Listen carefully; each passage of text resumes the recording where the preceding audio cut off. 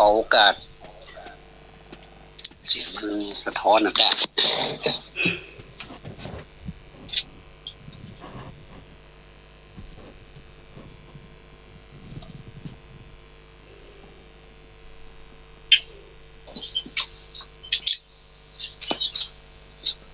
ขอโอกาสพระครูสมุ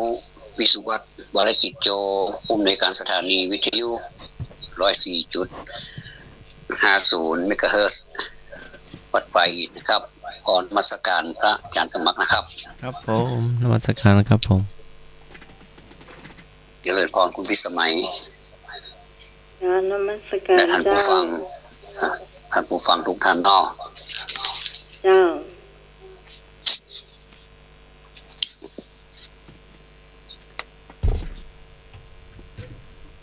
เป็นได้เป็นกังวลกับวิทยุ เสียงดีเลย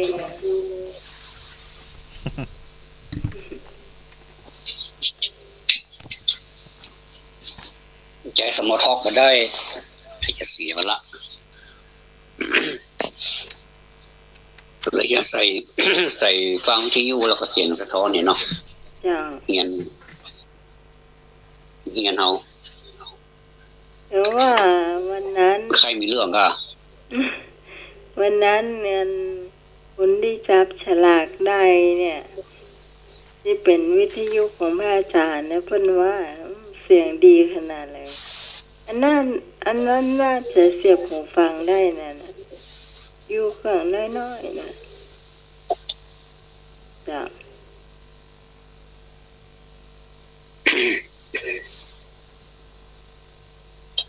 เสียงขาดหายครับเนาะ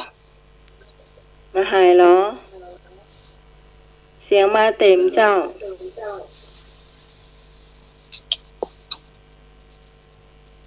บอกเพิ่นเลยชัดเจนครับผมชัดเจนครับผม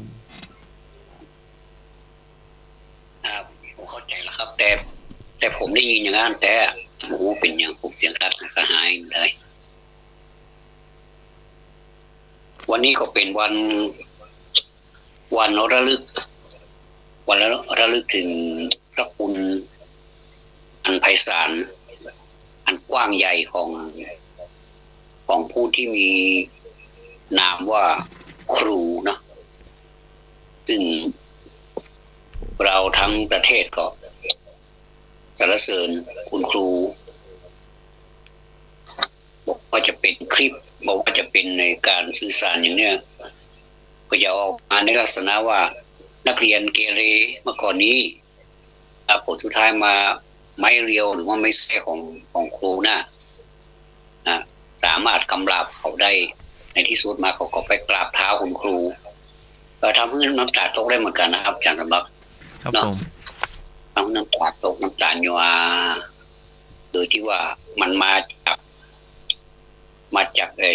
ก้นมึงของหัวใจไม่ได้เสียแซงนะมันน้ำตามันตกพึกอันนี้ก็ เป็นคุณครูนี่ไม่ได้หมายถึงคุณครูที่สอนเอาอย่างเดียวนะครับหมายถึงคุณครูที่เป็นคุณพ่อคุณแม่ตัวเองเนาะอาจารย์เนาะครับผมคุณครูใครก็ได้ที่สอนเฮาสอนเฮาเดินสอนเฮากินข้าวสอนเฮาอู้เมื่อน้อยๆนี่ปักอยู่ใครอู้ขนาดเป็นห้องแอแล้วก็อู้บ่ได้เป็นกำพลสื่อได้ตาพอหน้าพ่อหน้าแม่ตาแล้วก็อู้ได้บ่เป็นกรรมนะบางคนนี่พอใหญ่มาแล้วมาใหญ่ก็กองให้ใหญ่แล้วก็สูงขึ้นเดิมไงเนาะอาจารย์เนาะครับผมใหญ่แล้วก็สูงขึ้นเดิมแต่อันนี้ก็เป็นกรรมที่อู้เล่นแต่ว่าน่าเสียใจที่ว่าใหญ่มาแล้วกลายเป็นหมอหูจักพระคุณไปติ๊กๆอันนี้อันตรายนี่โอ้ตัวไปตัวมาเหนื่อยนะ นอกจากนอกอยู่ใกล้ไม่ได้นะจ๊ะแบบนี้นะแล้ว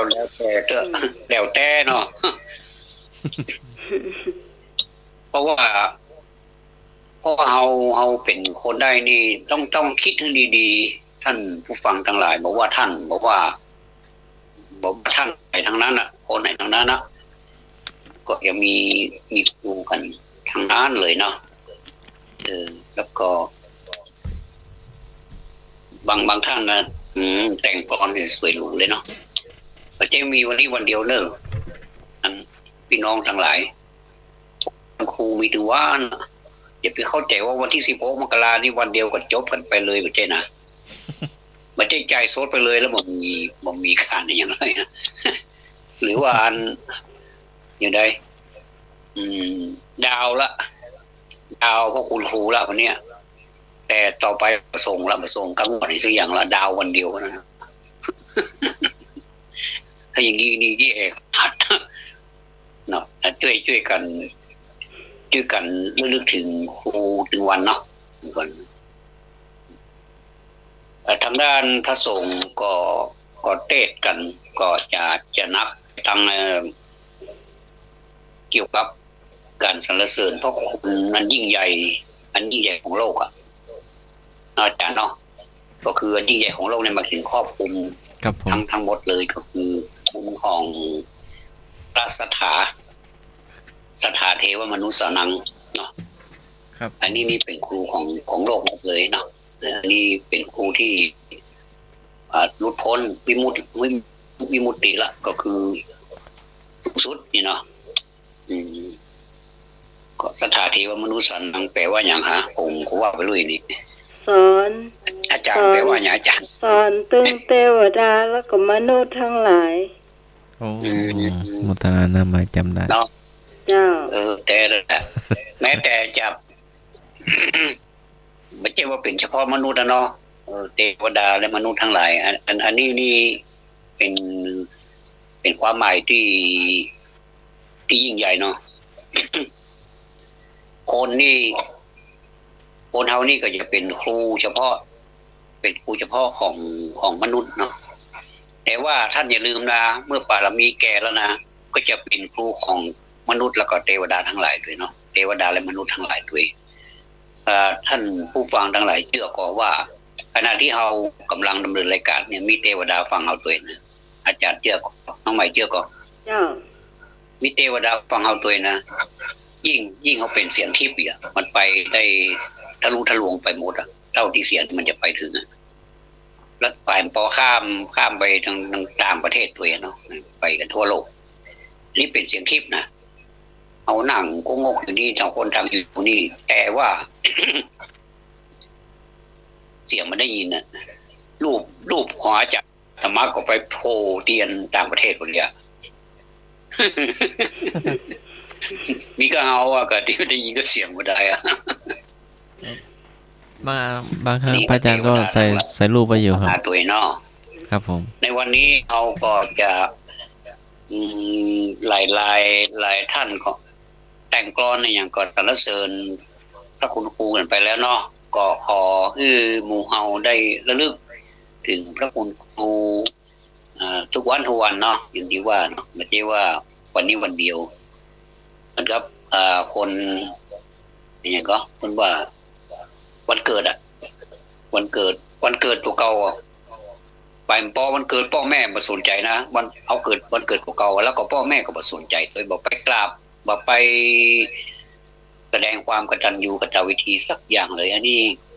ก็บอกว่าจะเกิดไหมอย่างบอกว่าการแฮปปี้เบิร์ธเดย์แฮปปี้เบิร์ธเดย์แล้วก็กินเหล้าอย่างเนาะแล้วก็เอาพ่อแม่ไปไว้ในจอกคนเดียวแล้วก็ตัวเก่ามาต้อนรับแขกอย่างเงี้ยมันบอกว่าอะไรเกิดขึ้นมันอะไรกันนี่ บอกเข้าใจเย่แต่ลูกหลานเฮาบัดเนี้ยเนาะลูกหลานเฮาบัดเนี้ยลูกหลานเฮานี่เคารพนับถือคุณพ่อคุณแม่โดยเฉพาะอย่างยิ่งบ้านล้านนาของเฮานี่นะโอ้พ่อแม่นี่เหลืออยู่ก่อนเนาะก็ยินดีกับลูกกับหลานเทรนเนอร์คนใดดูแลพ่อแม่นะโอ้สุดยอดถ้าหากว่ามี สังคมกว้างขวางทางนอกโอ้มีหน้ามีตามียศถาบรรดาศักดิ์มีงานมีการทำแต่ว่าพ่อแม่นี่บ่พอบ่ก้อยละอันนี้นะโอ้อันนี้นี่ขอแสดงความเสียใจด้วยเนอะนะ บ่ยินดี ก็ถ้าอย่างไรแล้วก็ถ้าเอาพ่อแม่คือดีที่สุดแล้วอย่างอื่นนี่เอาไว้เมื่อลุงเนาะแล้วก็ไม่ใช่ว่าจะเฮือนก็ดูแลพ่อแม่บ่ได้บรรยากาศบรรยางานอย่างบ่ใจนะที่ความหมายมันจะเปลี่ยนก็ทำงานตัวเองทำงาน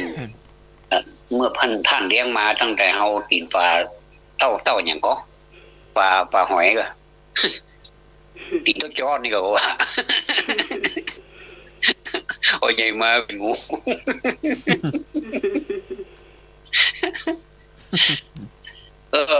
โอ้ไปเหมือนโจมเนาะเดี๋ยวปุ้ยรำคาญปัญหาที่ว่าบอก เอาละหมายเลขโทรศัพท์ที่ใช้ได้ วันนี้มีกี่หมายเลข 05201022528ได้3เครื่องวันนี้เนาะจมิสมัยก็อยู่ในเครื่อง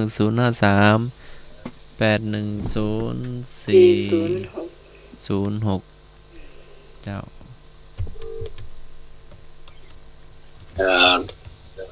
ท่านผู้ฟังทุกท่านถือว่าเป็นผู้มีส่วนสืบสารเนาะสืบสารวันนี้ถึงเวลาเข้าห้องเรียนเจ้าเนาะ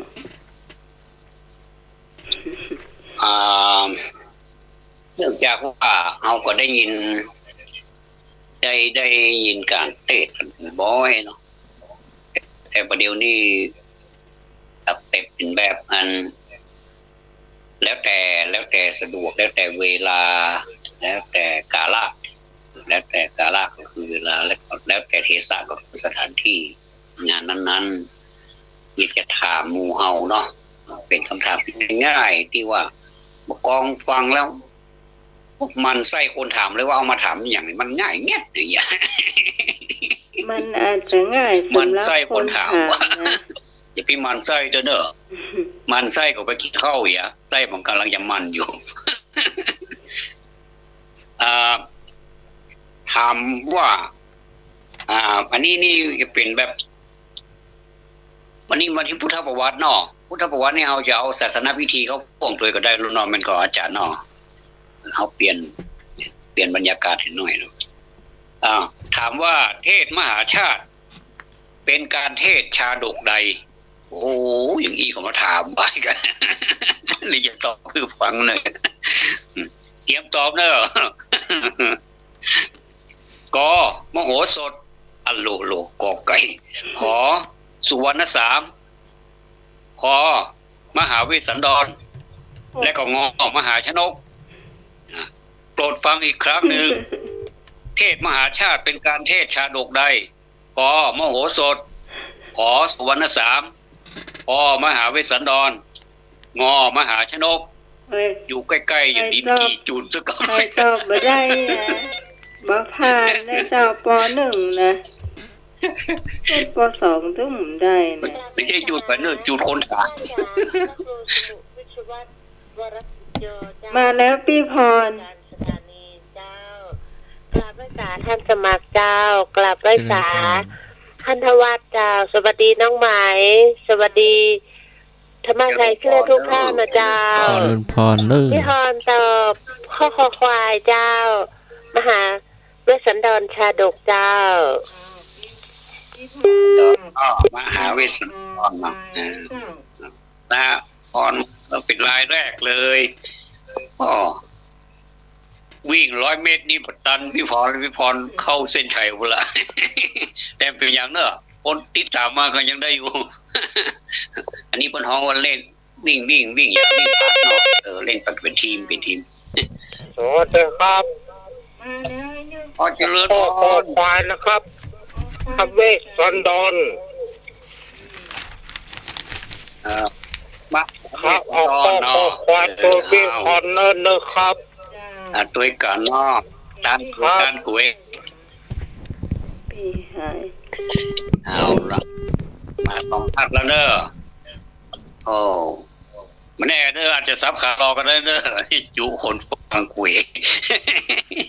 จุคนตอบกุยเนอะมันใจละมั่นคงเอาสายที่3มั่นใจในตัวเก่าเนอะ พระเจ้า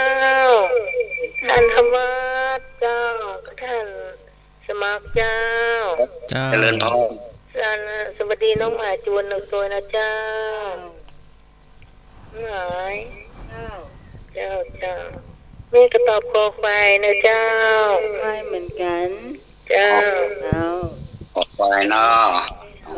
ขอบคุณมากเนอะเจริญพรขอควายมหาเวสสันดร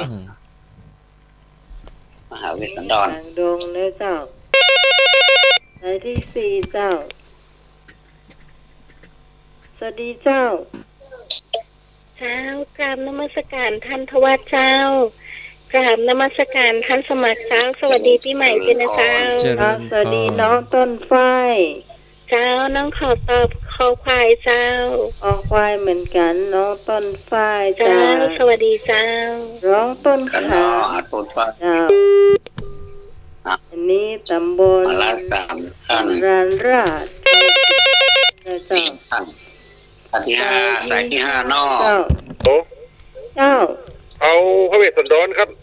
ไอ้บ่าวธงชัยแม่ออน ครับพระเวสสันดร เจ้า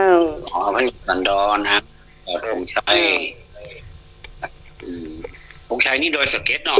แม่ออน ชายพุ่นกะดอยอันแม่ออนเจ้า ไม่ออกกะไม่ออกอาสุมา แย ได้ ก จำ มา ผิด จากมันแยกมาจากสันกระแปงเนี่ยเนาะ อ๋อ อืม พวกทั้งพวกม่วนเลยเนาะ จ้า ม่วน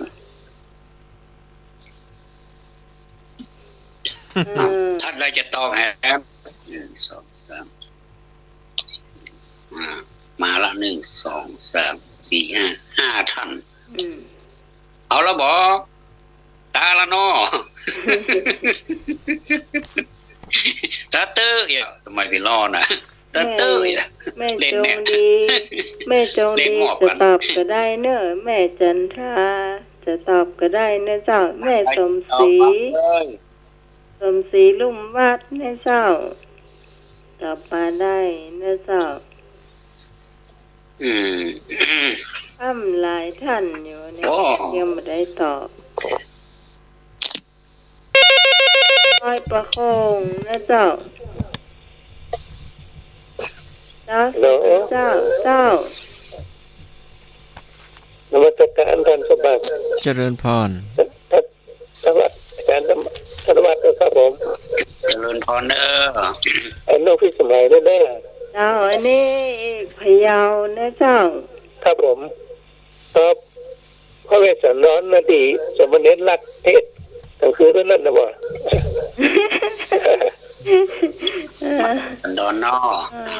เจ้า ขอบคุณนะนาวเด้อเอาเราก็ลองอย่ามาทบทวนมหาชาติประเทศกันไหนกันไหนงั้นชาดกไหนชื่ออย่างชาดก มีแถมก็มีกระตอบเข้ามานะเจ้า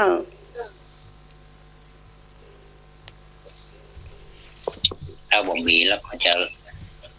ได้เฉลยเนาะ เจ้า โอ้เปิดวุฒิตอบก็ได้เป็นระนาบเดียวกันหมดเลยเป็นบรรทัดเดียวกันหมดเลย มหาเวสสันดรก็ถูกต้องเนาะ เจ้า ส่วนนั้นมหาชาติชาดกอื่นนี่บ่นิยมเทศบ่ก็คือแบบศึกษาบ่ได้เนาะแต่ว่าแต่ละเรื่องนี่ก็มีความหมายไปคนละอย่างนะอย่างสุวรรณสามนี่ก็นักไปทางกตัญญูกตเวทีต่อพ่อแม่ที่ตาบอดเนาะ เจ้าม หาชนกนี่ก็มีความเพียรสูงยิ่งว่ายน้ำเนี่ยจะถึงบ่ฮู้ว่าหันยังบ่หันฟัง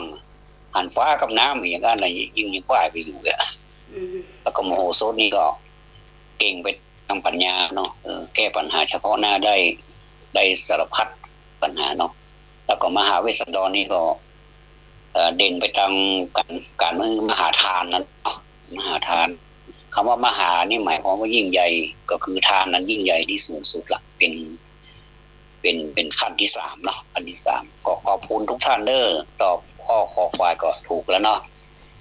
มีสายแรกก็พี่พรสายที่2มาก็ไอ้นึก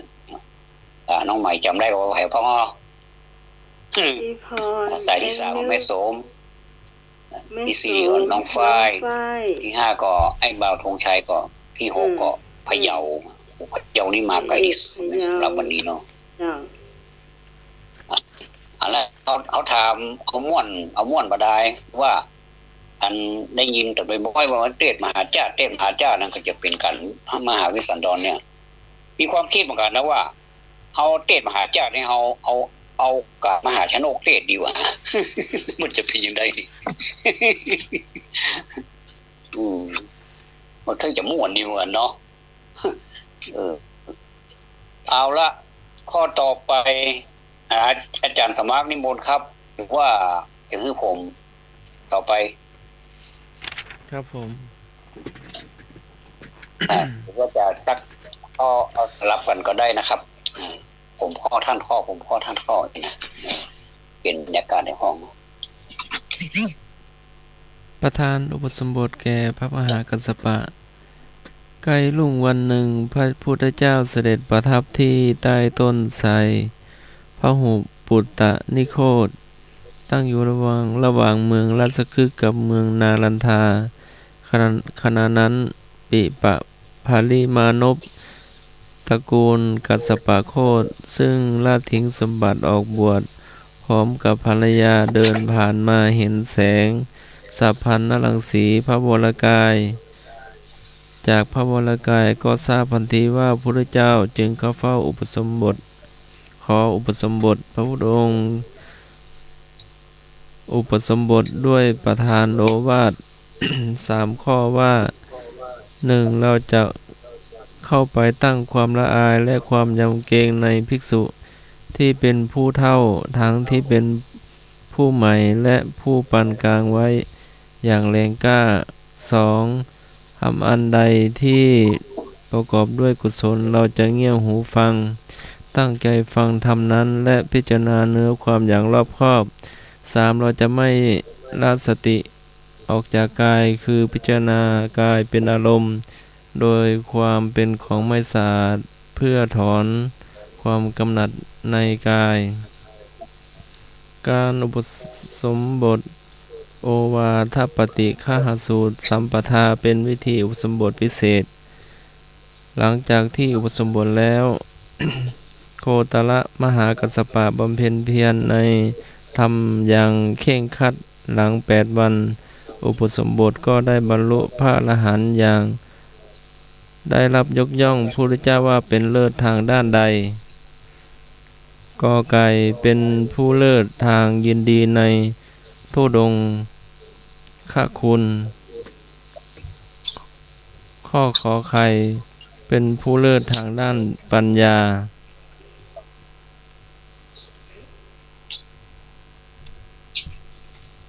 ให้เลือกได้2 ข้อเนาะกอไก่เป็นผู้เลิศทางด้านยินดีในธุดงคคุณข้อขอไข่เป็นผู้เลิศทางด้านสติปัญญาเจ้าน้องขอไข่เจ้าขอไข่น้องต้นฝ้ายเจ้าเป็นผู้เลิศทางด้านสติปัญญาเจ้าสวัสดีเจ้าเจริญพรน้องต้นฝ้ายขอไข่เนี่ยเจ้านี่สายแรกนี้น้องต้นฝ้ายมาเลยเนาะเจ้า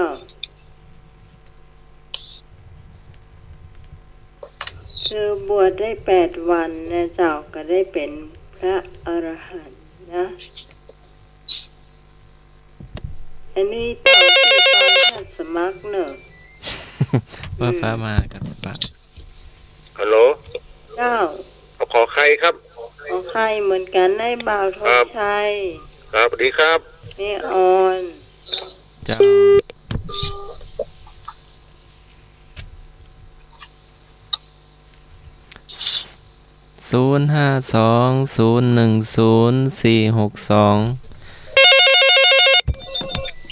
อ้าว ฮัลโหลเจ้า เจ้า แม่ก็เอาข้อขอไข่นะเจ้า สมแม่ค่ะขอไข่ แม่สม เจ้า แม่สมขอไข่ เป็นบทที่9เนาะเป็นพุทธกิจในแคว้นมคธประธานอุปสมบทแก่พระมหากัสสปะเนาะ เจ้า เจ้า เจ้า พี่ทอนเจ้าไข่เจ้า ฮะ ตอบ ข้อไหนเหรอ พี่พรตอบข้อหยัง คือฟังพี่พรตอบแล้วก่อนมันฟังหมดชาติแล้วก็วางไปเลย แก ขอ พี่ ไข่ พรว่าไว้ ขอ นะ ไข่กะ อันสมัครได้ยินว่ากอไก่นะ หมูนะฟังหมูนี่ มันฟัง ว่าเด็กครับ ยืนยันว่าค แต่นึก พี่พรตอบขอไข่ครับ อ๋อไอ้เลือกเหรอ ผมก็ตอบขอไข่เหมือนพี่พรนะครับ อ๋อ ครับ พี่เขาฟังมาตันเจ้า ขอไข่ เจ้า สมัครได้ยินเป็นไก่ เนาะ น้องพี่พรบอกมาใหม่เนาะ ไอ้เลือกเปิดวิทยุคงได้ยินอ่ะ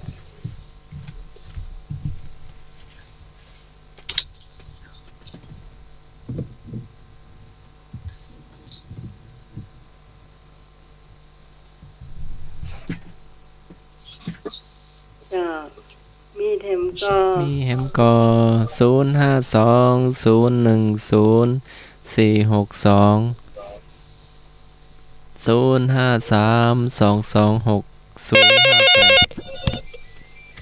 เจ้า เจ้า เจ้า ขอไข่นะเจ้า เจ้าไหนเจ้า อ๋อหน้าครูบาเจ้า หน้าครูบาเจ้าศิวิชัย ควร เจ้าไว้สาเจ้าท่านสมา แม่สมควร เจ้า เจ้าให้ฟังอยู่เนอก เจ้าทั้งอยู่แต่บ่ได้โทรเจ้า ตะกี้ก็โทรบ่ทัน จ้า แม่สมควร เจ้า เจ้า จะตอบไม่จะได้แม่ เจ้า เจ้า นี่แม่สมควรเพิ่นก็ฟังตลอดนะเจ้า เจ้าพันกระโดดเจ้า เจ้า สวัสดีแน่น้องไหม เอาขอบคุณเจ้าแม่สวัสดีปี จบ ใหม่ ปีใหม่ ด้วย โด เจ้าย เจ้า เจ้าไว้สาเจ้าท่าน เจริญพร เพิ่นฟังมาตลอดแต่ว่าเพิ่นบ่ค่อยได้โทรเข้ามาเนาะ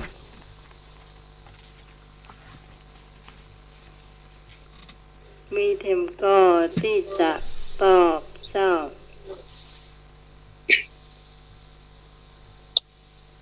เฉลยได้เวลา ไปเลย พอสมควรหรือยัง หรือว่าพระอาจารย์ทวัฒน์จะเพิ่มเติมก่อครับ โอ้ยยังไม่ได้เฉลยสิลูก ำอ๋อบอกเฉลยครับผมเฉลยครับเฉลยครับ พระพุทธองค์ทรงยกย่องว่าเป็นผู้เลิศในทางยินดีในธุดงคคุณข้อกอไก่เนาะ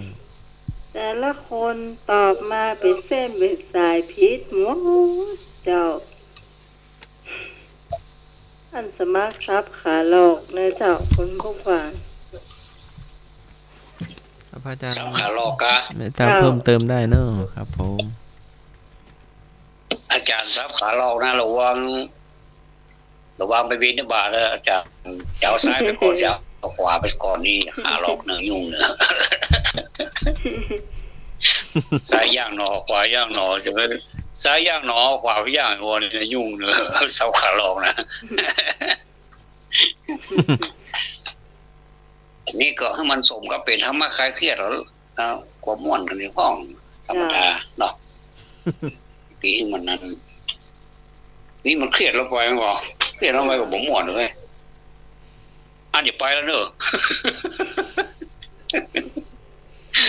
มันม่วนให้ไปแล้วเด้อ นั่นแหละเชิญถามข้อที่3พระอาจารย์ไปก็ไปเตอร์คะแนนอยู่ผมก็เอาว่าอีกสำหรับปัญหาข้อที่3เนาะข้อที่3เนาะเอาง่ายๆอัญญาสิวัตโพโกทัญโยมีความหมายว่าอย่างไรอันนี้ก็มาแบบง่ายเห็นละ สตาร์ทแล้วก็ปล่อยเลยบื้นเลยมันมีกันนี่เนาะ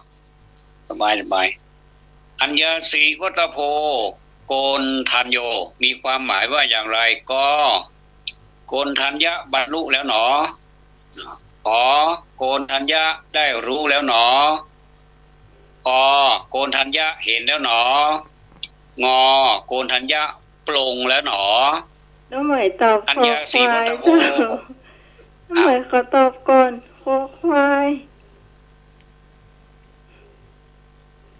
พี่ต้องตอบขอควายเนาะกระต้อยเนาะเชิญเจ้าพี่ฮอนตอบข้อขอไข่โกนทัญญะได้รู้แล้วหนอเจ้ารู้แล้วหนอเนาะพี่ฮอนขอไข่เอาเลยเลือกเอาเลยเจ้าเอาเลยยังเป็นอย่างนี้นะปากกาใจดีเลือกตัวต่อตัวก็ได้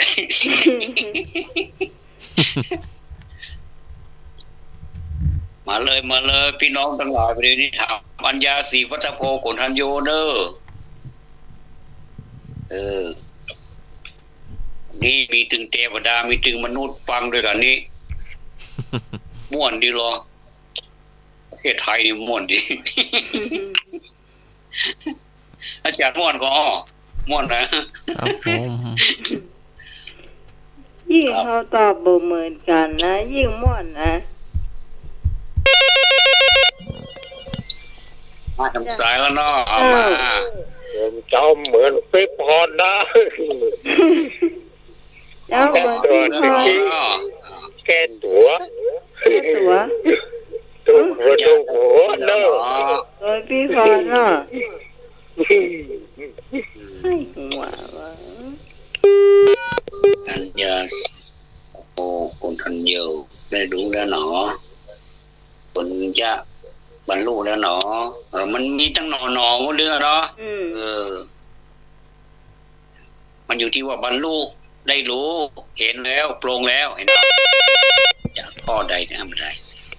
รับสายที่4เจ้าน้องไม้เจ้าจำนมัสการพระอาจารย์มาแล้วท่านอวัดท่านสมาเจริญพรสวัสดีน้องไม้เน่เจ้าอาม่าขายเครียดกุ๊กโคเด้อเจ้าตัวน้องไหมนะน้องไหมยังมีกู้ตัวซะอย่างเจ้าแม่ตัวน้องไหมเนาะก็เต้าเจอกันเจ้าเป็นยังยายมีแต่ให้เจ้าวันนี้แม่นวลยังหันมาน้องไหมข้อไหนกิ้มตอนนี้ยิงด้วยเดี๋ยวจะมาแล้วจ้าแม่นวลควายเจ้าเอาควายเอาว้องคือน้องไหมเจ้า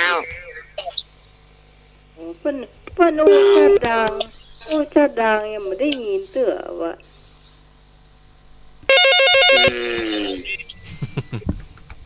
โหลไม่สาเจ้าไม่สมแม่กระตุยน้องใหม่เลยเจ้าไปงั้นมันไปเป็นมูเลยเนาะไปเป็นมูอยู่เป็นจุ้มเป็นยังก็เป็นแผงเลยเนาะยาธาตุน้ำแดงมีเปลือกยาธาตุน้ำแดงไม่สมมีเจ้าไม่สมซบไม่ขาดดูเจ้ายาธาตุไม่อย่างเอาท้าเลยเจ้าสวัสดีเจ้า เจอน้องไม้ มาแล้วแม่นวล เจ้าขอกราบนมัสการพระคุณเจ้าทุกรูปเลยนะเจ้า เจริญพ ใช่ ร จ้ะพระเจ้า เจ้า มันนวลตัวน้องใหม่นะเจ้าตัวแม่แดงนะเนาะ เจ้า อ๋อ จ้าที่แรกว่าอยากกอไก่ คอควายนั่นแหละ จ้าตัวน้องใหม่ดีกว่าเจ้าสวัสดีเจ้า ควายคอควายคนละแยกหรือก็หนอก็ เจ้า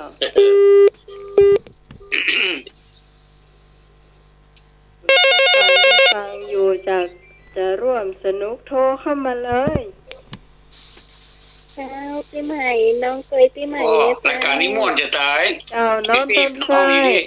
น้องต้นฟ้ายคอควายนะเจ้า เจ้า เจ้าน้องต้นฟ้ายคอควายท่านทวัดได้ยินหรือยัง ไปก่อนที่ใหม่ได้ เจ้า เป็นควายคอควายคุณธัญญาเห็นแล้วเนาะ เริ่มเดียวนี่นะไม่ได้ยินพวกเสียงพวกกำนันเสียงมะหลวมได้ยินสักคนน่ะ พวกกำนันแบบภารกิจอยู่กัน ก็ว่าเจ้า เจ้า เจ้า ตัวน้องใหม่เลย แม่จันดี เจ้า มาแล้ว ไว้สา จันดี เจริญพ ผ่าน ร สององค์เนื้อน้องใหม่ตัวเนื้อ เจ้า พร เจริญพร เจ้า เจริญพรแม่เจริญพร เจ้า แม่จันดีเจ้า เจริญพรเจริญพร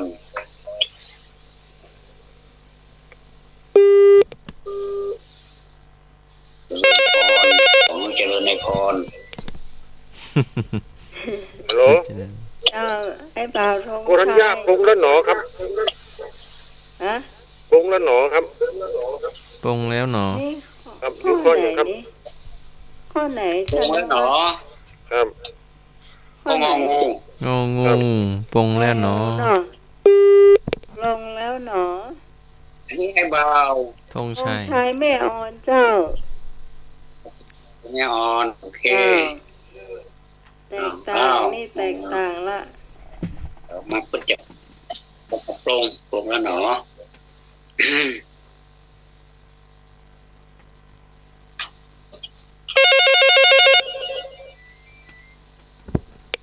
เจ้า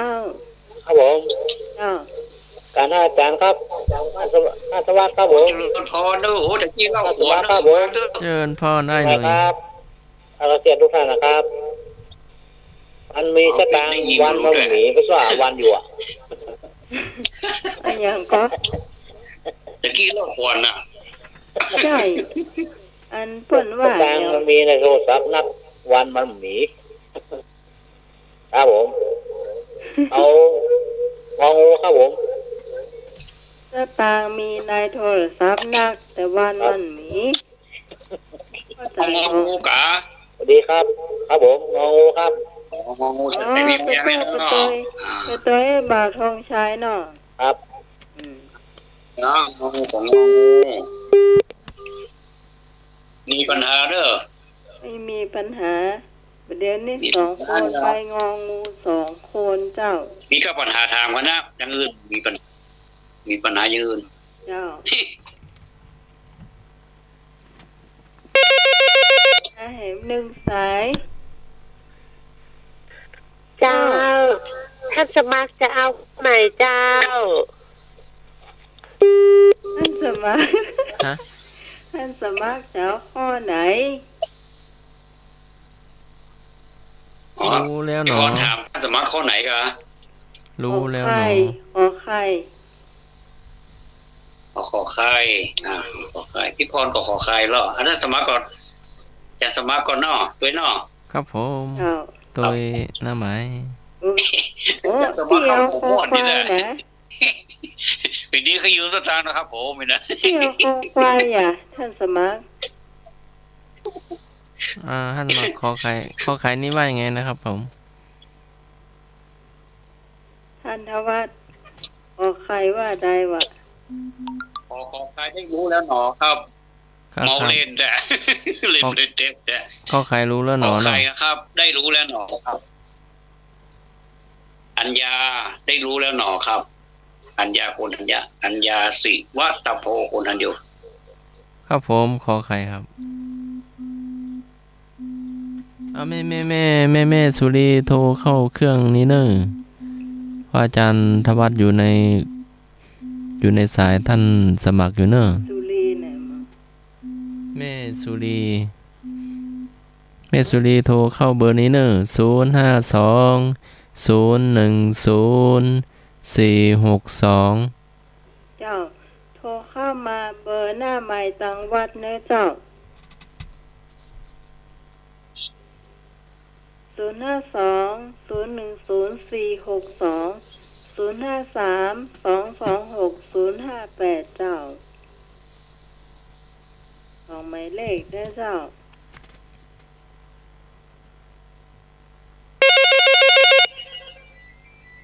มาแล้วเจ้า เจ้านมัสการท่านพระวัดนมัสการท่าน เจริญพร เจริญพร ก็ดีตามข้อข่าวค่ะเจ้า ก็ลีตอบขอใคร น้องใหม่สวัสดีเจ้า เจ้าสวัสดีเจ้า ขอใครเนาะ เจ้าเจริญ ปัจ พร จันดีเนาะ สุรี ขอใคร แม่สุรีครับผม บ่อสร้างสันกำแพงเจ้า เปลี่ ส ยน ร้าง ชื่อเปิ้นไปเปลี่ยนชื่อเปิ้น บ เห็ ท น สร้า แล้ ง ว กลางจ้องแห่ง เปิ้นชื่อสุรี เป็นสัญลักษณ์อืม ไปเปลี่ยนชื่อเปิ้นว่าจันดี เป็นจันดีแก่ สุรี สุรีกะ มันเหมือนมันมีสระอีเหมือนกันเนอะ แต่เสียงมันจะเหมือนกัน เสียงมันสะท้อนมันอย่างนี้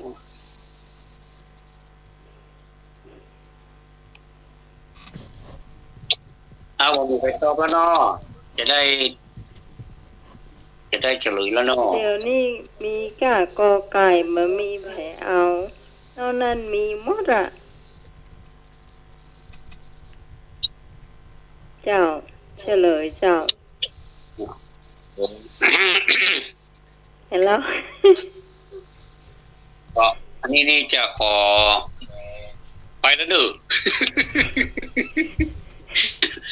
จะขออนุญาตอธิบายพอสังเกตเนาะนิดเดียวน้อยเดียวเนาะว่าคำที่มาของคำว่าอัญญาสิวัตโพโกณทัญโยนี่เนาะก็อัญญานี่ก็เป็นนำหน้ามันเกิดจากหลังจากที่เปิ้นแต่ก่อนนี้เป็นชื่อโกณทัญญะธรรมดาเนาะพอท่านบรรโลกาเห็นธรรมครั้งแรกแล้ว ก็เลยไก่มีคำว่าอัญญาแปลว่าก่อนเนาะก่อนใครดังนั้นก็แสดงว่าพระโกณทัญญานี่หูก่อนใครก็เลยใช้คำว่าอัญญามาอัญญาก็จะมีรู้สึกว่าข้อนี้จะซับขาหลอกกันนักเนาะก็ไก่นี่ผมมีใครตอบเนาะก็บรรลุแล้วหนอนี่ก็บัดใจเนาะงองูนี่ก็บัดใจถ้าปลงแล้วหนอนี่ยังบัดตันปลงเดินหนายังมีอยู่นะยังมีแต่เพียงแต่ว่าหลวงตาหาทำพอควายนี่โกณทัญญะเห็นแล้วหนอนี่ก็ยังบัดแท้ด้วยนะเพียงแต่ว่ารู้ระยะแรกเนาะคือบรรลุโสดาบันก็คือรู้แล้ว แปลว่าโกณทัญญะได้รู้แล้วหนออัญญาโกณทัญญะอัญญาโกณทัญญะรู้แล้วหนออันนี้คือข้อไขเนาะเป็นคำตอบที่ถูกต้องเนาะ เจ้า คุณพิสมัย เจ้า ก็ยายไว้ เพราะอะไรอย่าง ฮะ การถามน้ำแดงเปลือกอาจจะเมาก็ตัว ถ้า ท่าหัวเข่าลูก ถ้าใครจะไปนะเหมารถไปก็ได้เนอะไปถึงประตูปิดพอดีอะเดือดกลัวมาอย่างนี้หรออย่ามาเอายาธาตุน้ำแดงไปทาแผลนี่วะก็คืออู้กันม่วนเนอะพี่น้องเนอะอย่าไปเครียดอย่างวันนี้วันครูนะเนาะยิ้มให้พ่องเนาะยิ้มให้พ่องเพราะว่ายิ้มนี่มันสู้ภัยโควิดได้เหมือนกันนะน่าจะเนาะก็ลองเพื่อพอกันพายเอายาธาตุน้ำแดงมาทาหัวเขาก็น่าก็เป็นผาบี้แล้วกัน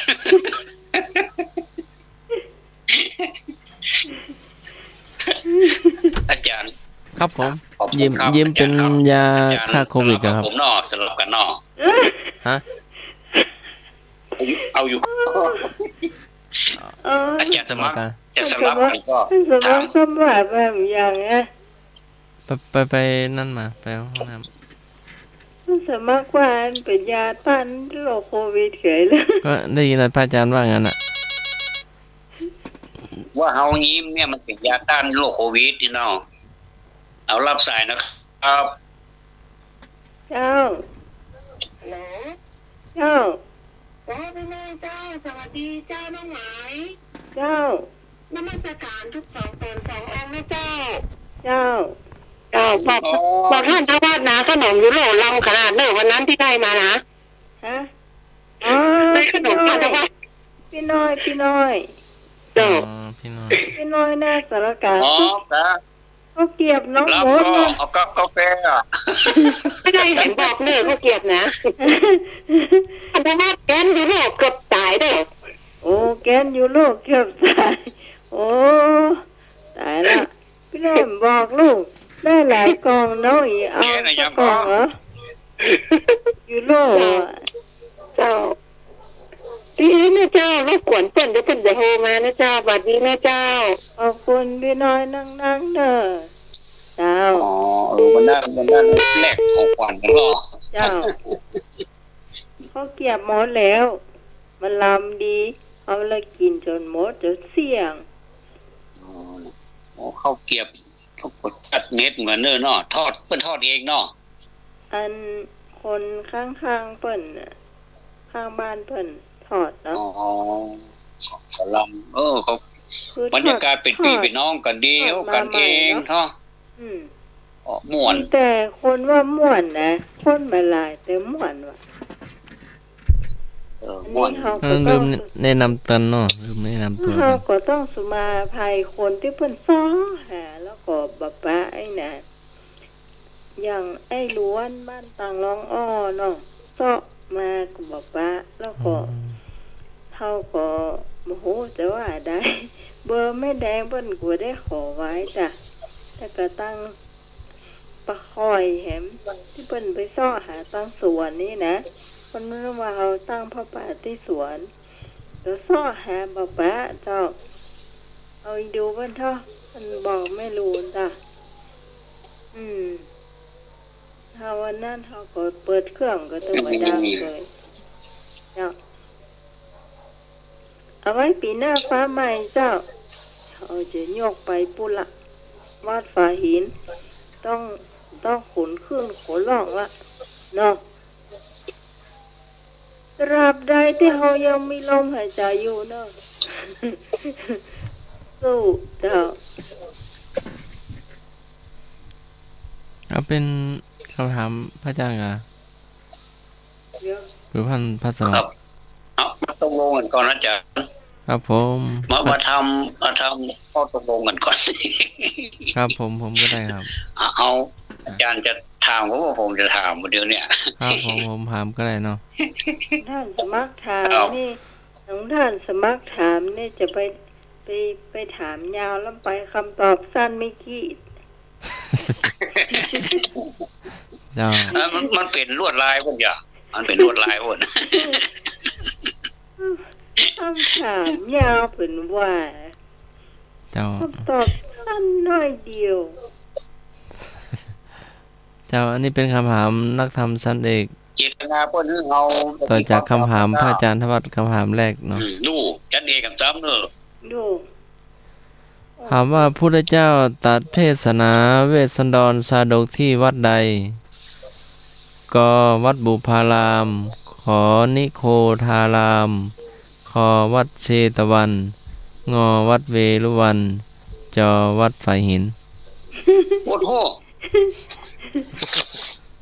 ปอเข้าจอได้ก่อนอาจารย์ ครับผมได้ครับ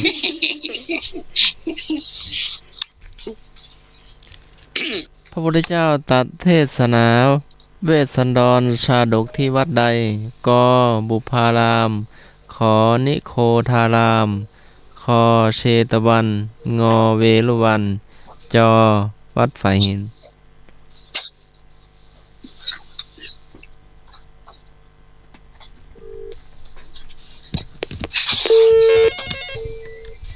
เจ้า สวัสดีเจ้า กอไก่พี่พร เจ้า พรตอบกอไก่วัดเนี่ย วัดบุพาราม วัดบุพาราม แต่คำถามว่าที่วัดใด แต่ที่เป็นซอยแต่ละซอยก็ยังไม่ใส่วัดไว้ข้างหน้าเนาะ คงเข้าใจไว้แล้วมั้ง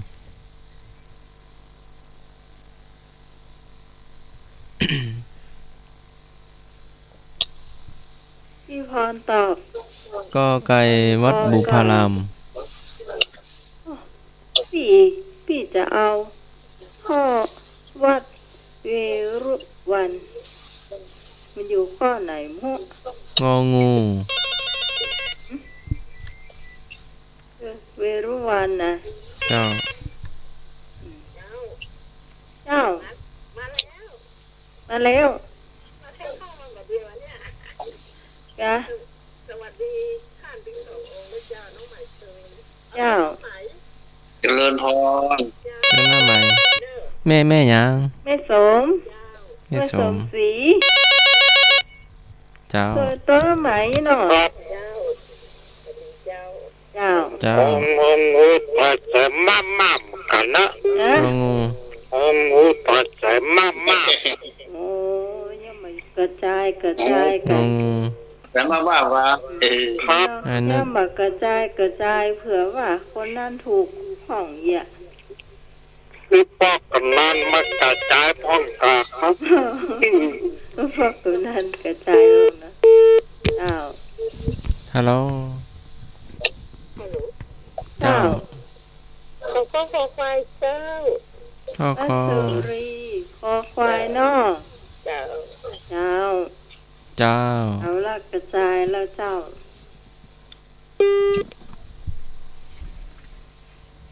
พี่พรเอากอไก่น้องไหมเอางูมันมี เจ้าพี่ไหมน้องตอบงูเจ้า น้องต้นฝ้ายงองู เจ้าถ้าเป็นท่านสมัครเทศนี่ถ้าจะวัดฝ่ายหินถ้าจะตอบจอจานเจ้า เจ้าสวัสดีเจ้า เจ้า ลูกเล่นลูกเล่น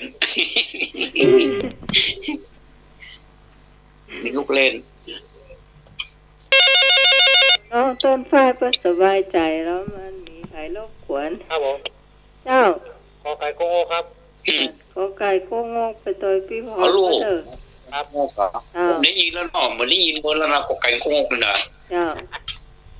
เอา ฉายา ไปจะลองปีใหม่เนาะกไก่โค้งเนาะ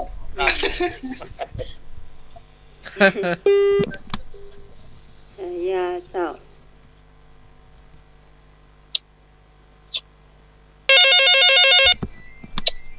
เจ้า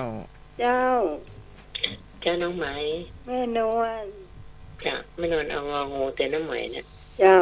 เต้าตะการเนอะ จะเต้ากับเต้าด้วยกันไม่จะกระจายแล้ว เนาะ กลัวเต้าคนเดียวจะวันนี้ไม่ได้ยินเสียงแม่บุญนะน้องไหม อ๋อไม่บุญเพิ่นไปงานศพอ่ะ อ๋อเพราะว่าโทร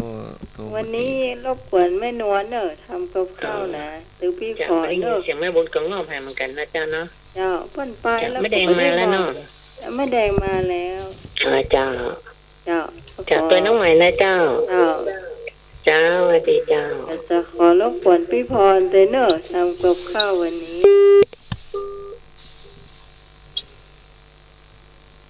มันไปเพื่อนก็ไม่ได้บอกจ้ะโอ้โหเพื่อนไปไปแล้ว ฮัลโหล เจ้า อ้าว ตัวน้องไหมเนอะ แม่จันดี เจ้า อันนี้เสียงชัดเจนเลยนะเจ้าอันนี้แม่จันดีนี่ยอมรับว่าเป็นเสียงดังเนอะ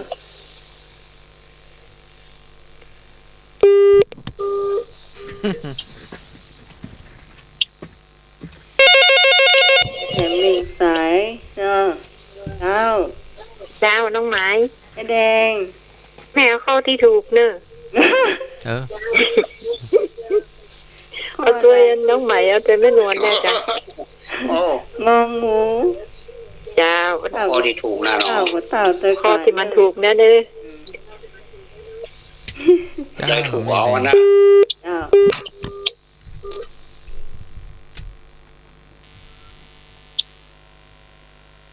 ไอ้หูทุกอย่างเขาก็เดาไปฟ้องกัน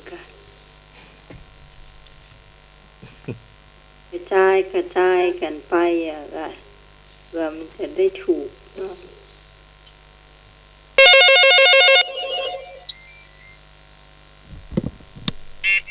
อ้าว เจ้าน้องไหม อ้าว แม่ก็เอางองูเนอะตัวเป็นตุ๊กกันมะ แ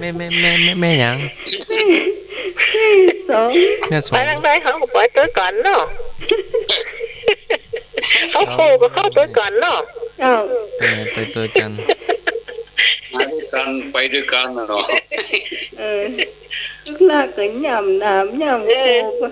ย่ำปลาโคปลาน้ำไปเด้อกันเนาะ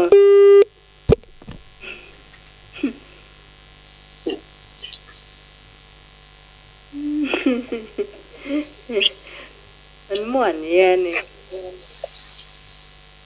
เนาะอันทวัฒน์เนาะ นั่นละโควิดกลัวรายการเนี่ยโควิดอ่ะเป็นก็ถ่ายอย่างดีเลย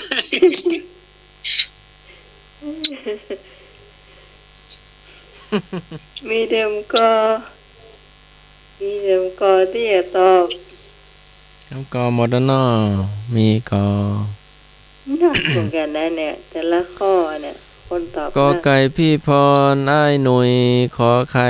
ยังไม่มีคอควายแม่สุรี อืม งองูน้าไหมแม่โสมอ้ายนึกออกต้นฝ้ายแม่นวลแม่จันดีแม่แดงแม่โสม วัดฝายหินพระอาจารย์ทวัฒน์กับท่านสมัคร เอาเต้กันนี่ ครับผมตัวพระอาจารย์ทวัฒน์เด้อวัดฝายหินเนาะเฉลยพระพุทธเจ้าตรัสเทศนา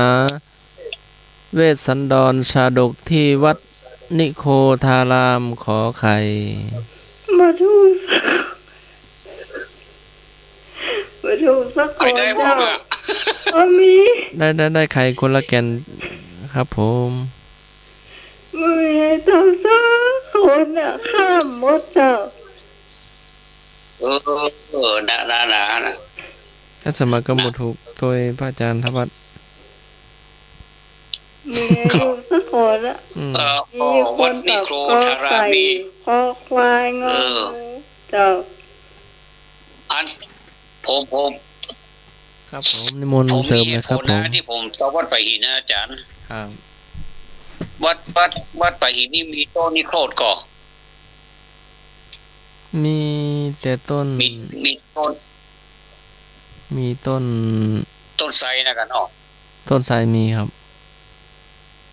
ต้นไทรนะกับต้นนิโครธอ่ะเนาะนิโครธารามอ่ะ ครับต้นไทร ผม มี เป็นปริศนากับต้นนิโครธารามอ่ะ ต้นใหญ่ครับผม2ต้น ต้นใหญ่อะนะแล้ววัดไฟหินมีล่อก็วัดนิโครธารามนี่นะเป็นวัดที่พระประยุรญาติทั้งหลายอ่ะ สร้างถวายเนาะ ครับผม เพราะว่า พระประยุระยะนี้สร้างถวายหรอมันจะมีคำว่าแสดงธรรมวัดแรกที่ในพุทธศาสนาที่แสดงโอวาทปฏิโมกข์ถ้าเป็นโอวาทปฏิโมกข์นี่วัดเวรุวันถูกต้องเวรุวันประเทศเดียวนะที่ประเทศเวรุวันเมืองไทยนะ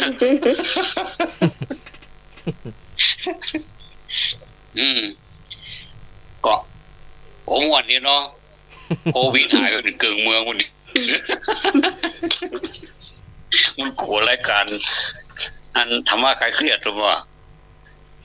เจอแล้วมันปวดหัวมันขอลาด้วย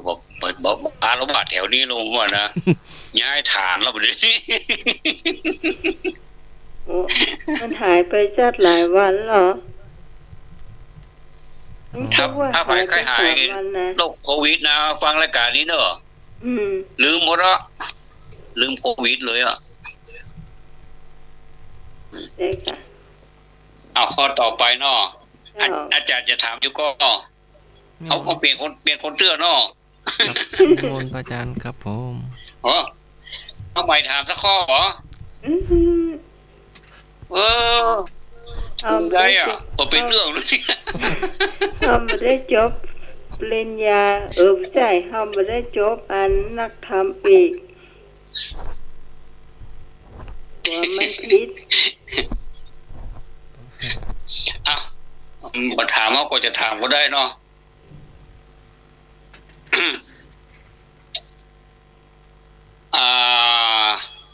อันนี้ไม่ใช่คำถามเนอะนี่มันอ่านได้เนอะ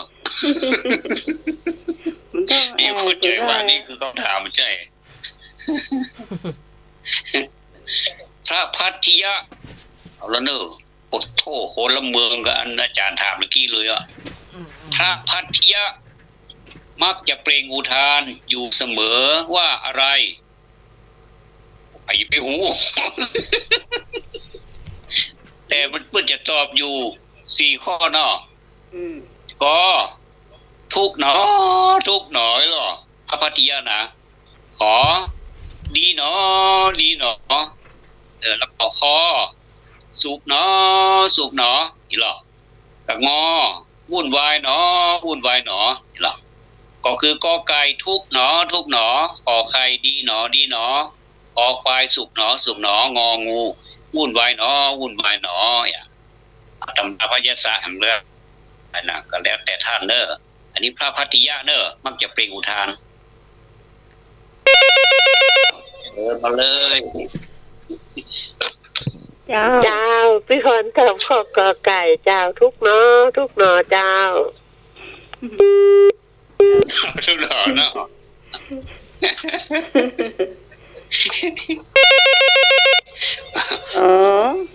สองไก่เนาะสีตอบข้ององูนะเจ้าแม่สมศรีลุ่มวัดเจ้าเนี่ยฮะงองูแม่สมศรีกับสมศรีเนาะเจ้างองูเจ้าเนาะเจ้าพี่กรกอไก่สมศรีเจ้า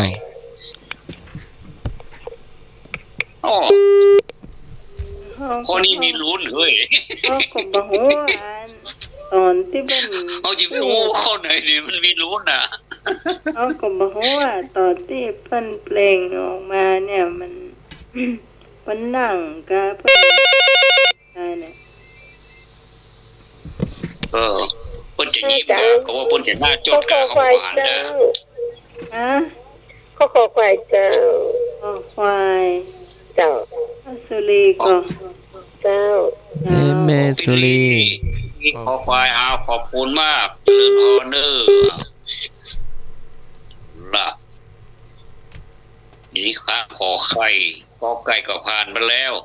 ใครจะเปาะใครก็เปาะก็ไปเด้อขอไข่นี่ถึงพี่พี่น้องนี่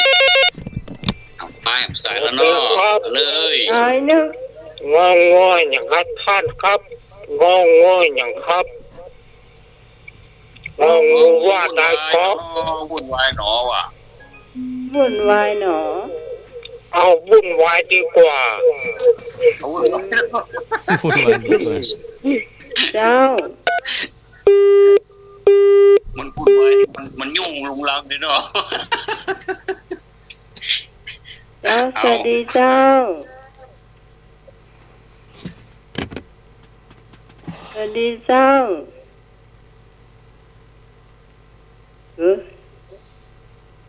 ขึ้นวางไปแล้วนี่ยินเสียงเฮาฮัลโหล ฮัลโหล เจ้า น้องไม้ เจ้า แม่จะเอาขอไข่มามีแต่เอาดีเนาะดีเนาะ ดีหนอ แดงเนาะ จ้า แดงขอไปอ่ะ เอาดีไว้ก่อนเนาะ แม่เอาดีไว้ก่อนเด้อ เจ้า เจ้า อัดดวนของเนาะ เอาละครบทุกข้อ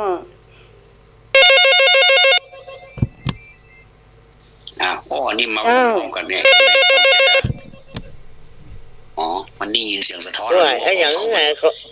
ขอไข่ไป ขอไข่ยังไม่แดงเนาะ เจ้า แม่หยัง แม่จันดี แม่จันดี เจ้าขอไข่ จะดีขอไป แม่นวลมาเลย ดีเนาะดีเนาะ แม่นวลจะ มาเลย ครับผม ไอ้หนุ่ย ตัวไม่แดงดีกว่า เลยไม่แดง ครับ อ้าว เป็นไม่แดงเนาะ ดีหนอดีหนอมี3ชั้นแล้วเนอะดีนะ สบายตึงมีว่าอย่างไผ เจ้า เอารักสายเนาะ จ้าน้องไม้ เจ้าไม่นวล จ้าแม่นอนอยู่ใกล้ๆแม่แดงเนอะแม่นอนเอากอไก่ ก็ไก่ เจ้า ลูกหนอ หนู ลูก เป็น หน แม่ อ จากแม่แดง ขอ เนี่ย ไก่ ลูกหนอลูกหนอเนาะ ไก่ไม่ใครเอามา อ๋อถูกเนาะ จ้าแม่นอนเอากอไก่นะ ถูก เจ้า เนาะผมว่าพันธิยาทำไปถูกกันอย่าง อยู่ เนาะ ซอย นี่ พี่ เอา พ จะได้ ร เฉลยละ เจ้าอยู่ซอยพี่พรขอไข่มี3ท่านขอไก่มี2ขอควาย เออ ปาสุรีงองูมี2 ออกไปท่าน มี พี่ลี ก็มีแถมกระเจ้าคุณผู้ฟังที่จะตอบอายุ เจ้าไม้ เจ้า แม่ก็เอาดีเนาะดีหนอนะ พี่หนอ นี่เนาะ ไม่สมไม่สม ไปตะกี้ดีเนาะ ไม่สมซบไหมค่ะ เอาไม่ผมเนาะดีเนาะก็ได้เอา อารมณ์ดี ดีก็ดี นะ อะ หมูเฮาสังเกตอารมณ์ดีขนาดเลยเจ้า ดีเนาะดีเนาะ ฮัลโหล เจ้า เจริญพรโยมพิสมัยกราบนมัสการพระอาจารย์สมัคร ครับ พระ ผ อาจาร ม ย์ธวัฒน์ครับผม ครับ เจริญพรญาติโยมทุกๆคน เจ้า ตอบคอควายก็แล้วกัน น่ากะออกควายเนาะจานิพนธ์เจ้าทำไมกลัวโต๊ะร จะ อ มี บ คนคอควายเนาะ ทำไมกลัวโต๊ะรอบขอก็ขอก็อาจารย์นิพนธ์เป็นคน น้องใหม่ตุ้ยกะ ตัวอาจารย์นิพนธ์ เอาเลยเนาะเนาะเด้อ เจ้า เจ้า เจ้า วุ่นวายหนอ วุ่นวายหนอ เจ้า เดี๋ยวก่อน น้องต้น วุ่น ฝ้ายว ายหนอ วุ่นวายหนอ งองูเนาะ เจ้า เจ้าพี่ เจ้า เจ้าสวัสดีเจ้า เจ้า อันนี้ต้นฝ้ายกะ ท่านฝ่ายเจ้าท่านสมัครอยู่ได้ตอบตัว เออ เชิญ นิมนต์ แล้วก็ฟังคำถามสักรอบหนึงครับ โอ้ ดาบครับ ครับตะ พ กี้ ระพัทธิยะนะครับพระพัทธิยะมักจะเปล่งอุทาน อยู่เสมอว่าอะไร ก็ทุกหนอทุกหนอ ขอดีหนอดีหนอขอสุขหนอสุขหนองอวุ่นวายหนอวุ่นวายหนอครับ เอาทุกหนอครับผม ทุกหนอก็ไก่ แต่พระพยาบนมาหรือว่าพระพยาปวดขาหรือว่าจะได้ครับ ถ้าจะปวดขาก็ทุ ทุกข์เนาะทุกข์เนาะ แต่ท่านก็นั่งอยู่เนาะหรือว่าเดินจงกรมอยู่หรือว่านั่งฉันข้าว โอ้โหนะนี่มันมาบอกเพิ่นมาบอกในตัวนี่มัน อิริยาบถ ไม่ได้บอก คำถามนี่นะ ไม่ได้บอกเนาะ ให้นึกเอาเนาะพระอาจารย์เนาะ ครับ เขาก็เดาว่าเปิ้น อัน ถึ นี้ งได้ เอา เนาะ เอาว่า เดี๋ยวนี้เขากำลังจะย้อนไปหาอดีตเนาะว่า สมัยนั้นครับเนี่ยเขาคือเหมือนกันอยู่ในบรรยากาศ โอ้ลายเหมือนกันจ้ะ เจ้า เอาน้องหมายเฉลย ควาย ฮะ ควาย อยู่เมื่อกี้นี่เนี่ยพอควายถูกแล้วเนอะ อัน มีพี่ลี ถูกต้อง มีอาจารย์นิพนธ์มีคุณพิสมัย สุขหนอแล้วคุณอุทานออกมานะ เจ้า อาจารย์ ครับ อาจารย์นะทุ่งหนอนี่พูดถูกพูดกันยัง ถ้าจะกลัวโควิดก็ครับ อ๋อกลัวโควิด ถ้าไปเล่นไปได้เนอะเดี๋ยวจาก จะเล่น เลิกแล้วก็พอเขามาทำเองมันเกเนอะ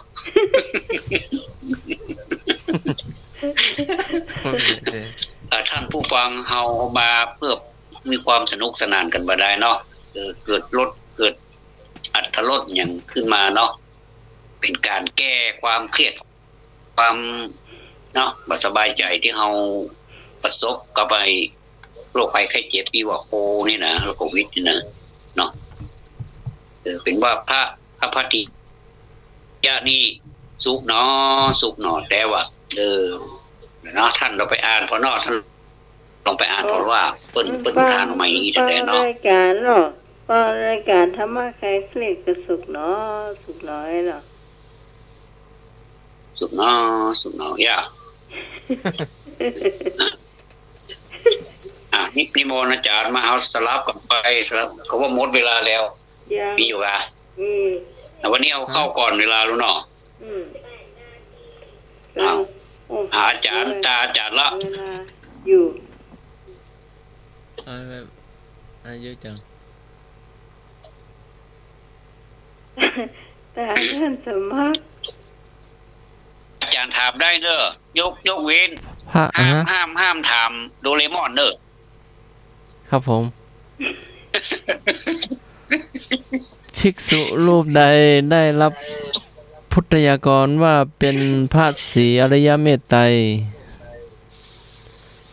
พระภิกษุรูปใดได้รับพุทธยากรว่าจักเป็นพระศรีอริยเมตไตร อืม ก็พระอชิตะ ขอพระเทวทัตขอพระโสนะงอพระสุภัททะภิกษุรูปใดได้รับพุทธยากรว่าจักเป็นพระศรีอริยเมตไตร เจ้า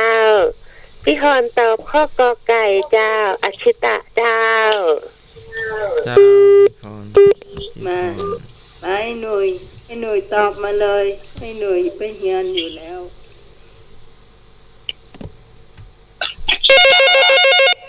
พระชิตะพระชิตะก็เคยอยู่วัดไฟหิน ครับผมข เจ้า อไก่โกโก้ครับ แต่คนละรูปอ่ะ โอไก่โกงก ครับ เจ้า นี่ครับ ฮัลโหล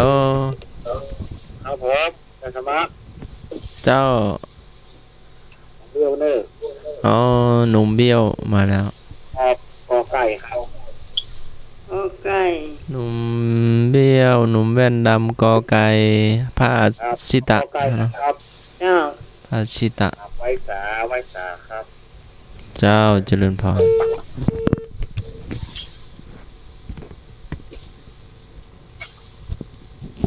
ตอบมาได้เลย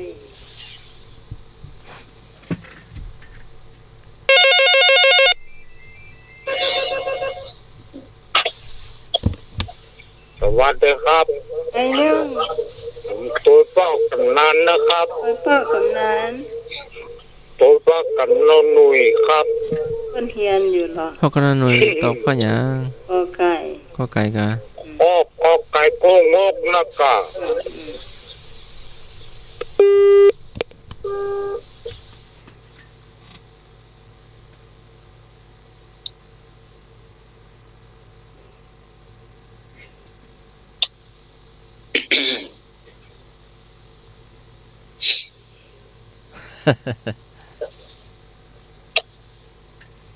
ตอบมาได้เล โทร ย เข้ามาเนาะ ศูนย์ 3-226-058-0520-1042ตอบมาได้เลยเจ้า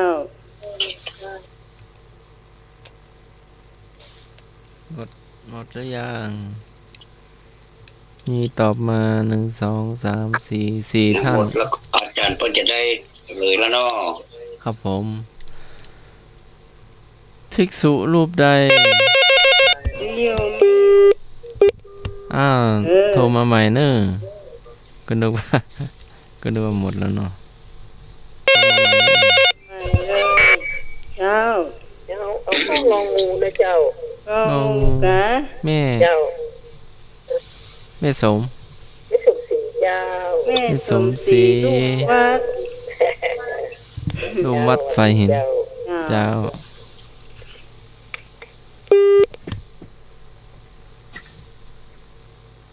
น้ำไม้เอากอพระอาจารย์เอากอเจริญพร ฮัลโหล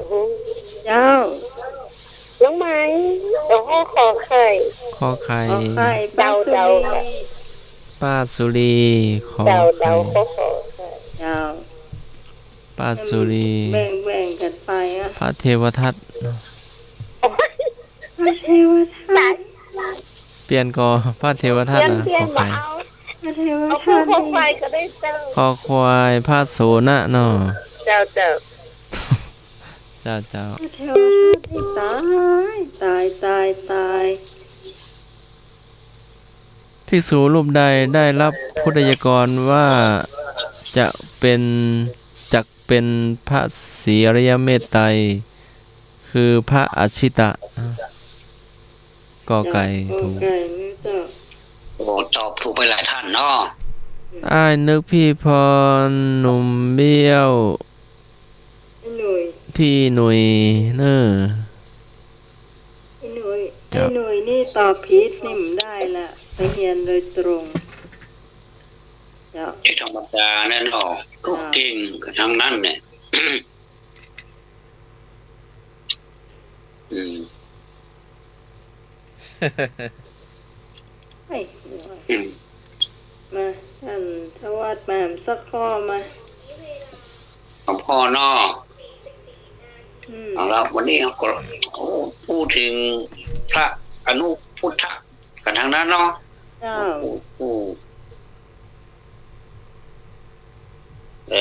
เดี๋ยวก็เนอร์คิดก็ได้ละ สุดท้ายเนี่ยเนื้อข้อสุดท้าย อ้าวง่ายๆ ผู้ใด ผู้ได้รับยกย่องว่าเลิศในทางนั้นๆ เรียกว่าอะไร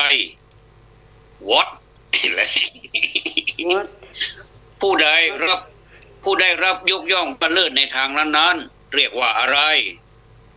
ปอริยบุคคลขอสาวกพเอตทัคคะงอพระหูสูตร ข้อนี้น้องใหม่ตอบได้นี่ เอาเชิญพอมาเลย อ้าวพี่พรตอบข้อคอ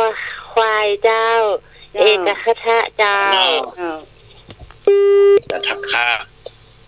เจ้าข้อนี้อัน มาแล้วเอต รู้สึกว่าเคยถามไว้แล้วสวยเจ้า หยาบฟ้องง่ายฟ้องอ่ะเนาะ เจ้า หยาบก็เห็นหมดมันก็ปวดหัวก็ลอง เจ้ามาเลย ครับควายได้ปะครับ ได้เจ้า ควายเลย เจ้า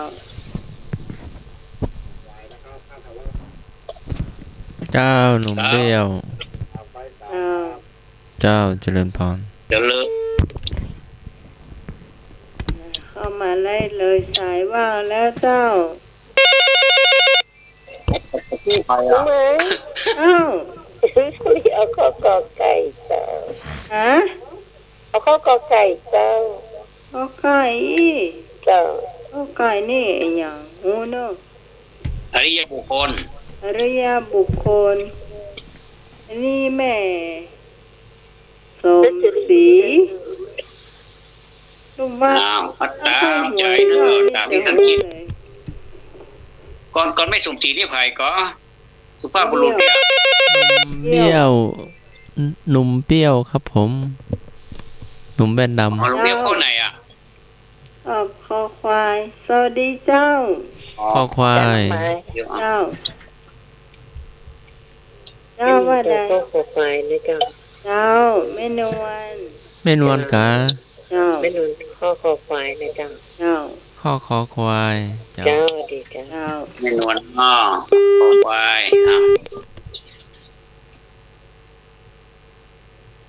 ท่านใดจะร่วมรายการตอบปัญหาเกี่ยวกับพุทธประวัติอนุพุทธประวัตินะมาเลย เจ้า หัวงองูครับ งองูของสูตรนอ ผ้าหูสูตรมันไปใจไว้อะ มาเลย มันเรียกกันว่าผ้าหูสูตรว่า เจ้าพี่หน่อยน้องตอบข้อควายเจ้า เจ้าน้องต้น เจ้า ไม้ ดีเจ้า เจ้า ต้นไฟ เจ้าให้บ่าวธงชัยมาเลยบ่าวธงชัย เอารับสายนี่นอ เจ้า ยังมาได้ยิน ได้ยินก่ะ ตะกี้มาใจแม่สมศรีเนาะ ฮะ เพราะว่ามาเดียวได้ตะกี้มาใจ พี่ เจ้า ชื่อหยังแม่ เอา ตะกี้ไผ่โมโห ไปมาหูเอา แม่สมศรีเอาข้อควายเอาที่เป็นเจ้าก็ได้ จำคู่ว่า กี้ให้ไม่สมกันเนาะ เจ้าโมโหนะเจ้ากระจำเสียงเพิ่นมา เดี๋ยวได้โทรมาใหม่เนอะเจ้า เจ้าเจ้า เจ้าเดี๋ยวแม่ที่ตอบก่อนแม่สมศรี แม่อย่างกอบเดี๋ยวนี้ เดี๋ยวนี้แม่สมศรีลูกมาก แม่สมศรีวัดพระหิน เจ้าสวัสดีเจ้า วันนี้เจ้าคอควายเนอะ แม่จันดี เจ้าแม่จันดี เสียงชัดเจนแบบนี้นะจะฟังออกหมดนะให้เสียงเบาๆนะหรือว่ามันเกี่ยวกับโทรศัพท์เอากับหูเนี่ยเนาะ เอาท่านได้จะตอบแหมนอ เชิญเลยมีเวลาอยู่เนาะเจ้ามีเวลาอยู่เนอะ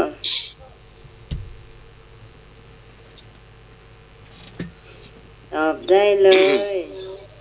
ข้อนี้สุดท้ายเนอะสำหรับวันนี้ ใช่แล้ว เดี๋ยวมันจะสรุปให้หน่อยแต่ละข้อเนาะ มา เอามารับสายนี้เนาะ เจ้า เจ้านมัสการเจ้าสวัสดีเจ้าน้องไหม เจ้านี่ คอควายนะเจ้า นี่ไผ่นี่ ข้อควาย แม่ แม่ จันทาเจ้า ฮะ แม่จันทาเจ้า แม่จันทาตอบข้อคอควาย เจ้าฟังทุกวันนั่นเลยน้องไหมแต่ไม่ได้โทรก็ได้ อ๋อ แม่ เจ้า จันทา ฟังตลอดเลยเจ้า เอาเจ้า ดีเจ้านมัสการเจ้า เจ้า ฮัลโหล ขอบคุณมากขอบคุณ น้องไหม มาก เจ้า ตะกี้แม่ไม่ได้ตอบคำเตือนนะแม่จะตอบประเดี๋ยวนี้เนอะ อ่ะ ข้อคอควายนะเจ้า อ๋อ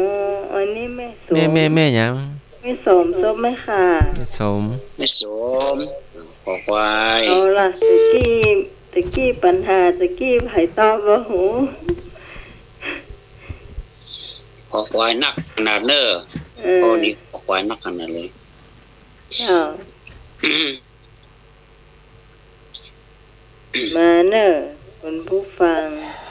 เอาละบ่ เดี๋ยวก็ท่านสมัครได้ตอบเตื้อ อ๋ออาจารย์สมัครนิมนต์ เหรอไอ้ว่า อาราธนางกะโลมะ ตอบวัด7 ยอด หัว ฮะ โควิดกันแล้วอย่าหนีปิ๊กมาเล่าใกล้หัวเลย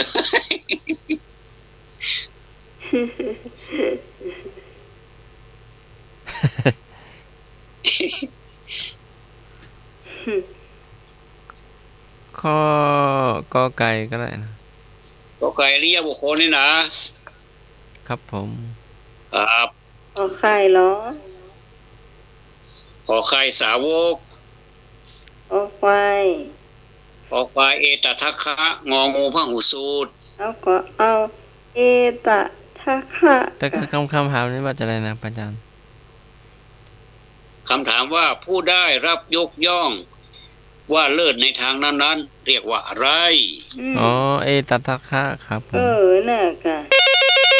อ่ะ ไม่เอาอย่าง เปลี่ยน อื่ ก็ น ไง ได้เลย เปลี่ยนกะ ครับผม ครับ ฮัลโหล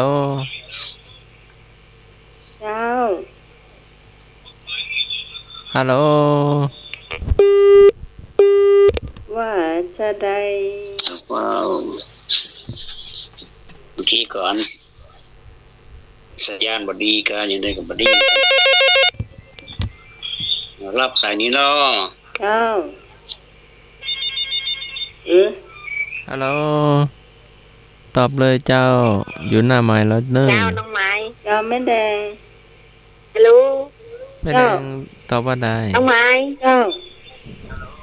ได้ยินก่อน โทรมาใหม่เนอะ เสียงแม่ออกวิทยุแล้วเนอะ โทรใหม่เนอะแม่ ไม่แดงงั้นอู้ไปเลยนะ เจ้าแม่แดงอู้ไปเลยอ้าวแม่แดงเงียบ มาใหม่ ไปเลยต่อไปเลยอู้ไปเลย ฮัลโหลแม่แดงก่อ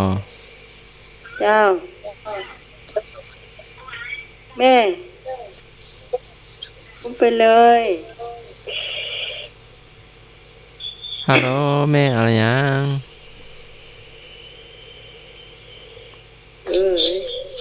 อู้เลยแม่ตอนนี้ อยู่ในสายเนอะเอาวางไปละ การโดนครับน่าจะเป็นมุมอับอะ เจ้าน้องไม้ อู้ไปเลยแม่ โทรศัพท์แม่บดีนะ เออ ว่าเปิ้นมาแหลกหอบัวหอมเตรียมแม่พอจะแหลกแล้วกับมันนี่ ตอนแหลกกิโลครับแม่พอจะแหลกกำลังน้องไหม เอาตัวน้องใหม่เนอะ ใหม่เถอะ เจ้าออกไปเนาะ เจ้า เอา อ๋อออกไปอ้าวเป็ดสายสุดท้ายสำหรับข้อนี้กะ เจ้า เนาะ เจ้า เอาละก็จะขออนุญาตผู้ความหมายของแต่ละข้อเนาะ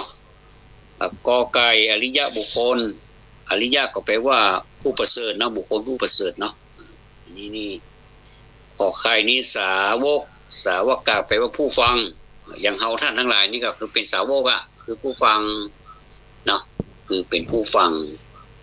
สาวกนี่ไม่ใช่ลูกน้องนะไม่ใช่สมุนนะบางท่านอาจจะเข้าใจว่าคาดเพื่อนนี่สมุนเอาไปใจผิดประเภทก็มีเนาะสาวกแล้วก็งองูพหูสูตร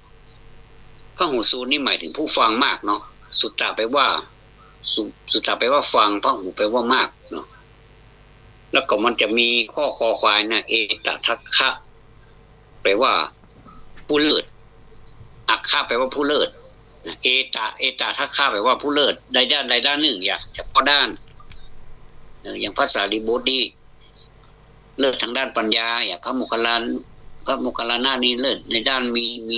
ฤทธิ์อย่าง เจ้า อัญญาโกณทัญญาผู้เลิศในด้านกับหูคนเปิ้นอย่างอัญญาสีวัตโพโกณทัญโยรู้คนเปิ้นหมดเลยเนาะราตรีนานอย่าง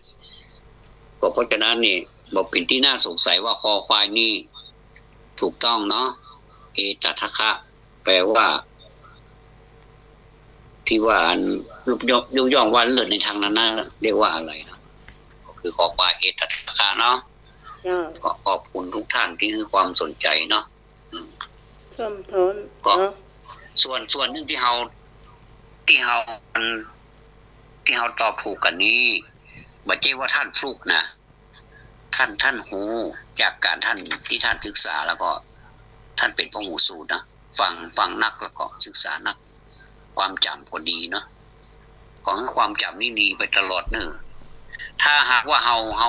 าบัดตอบเฮาบัดทวนเฮาบัดอย่างกันนะความจำเฮาก็จะหายไปเนาะตามเพิ่นเฮาว่าอันนี้จะสัญญาอันนี้จะ สัญญาไม่เที่ยงอ่ะเนาะแต่ว่าเฮาขอประคับประคองไว้ให้มันได้อยู่มันเมือนี่บ่ได้เนาะ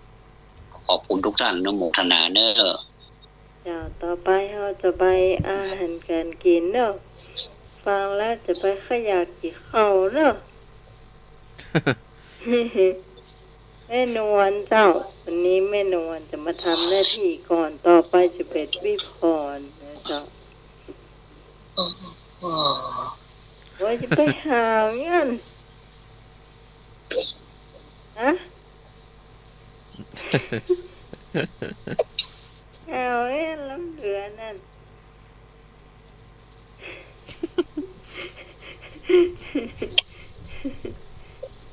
โอ้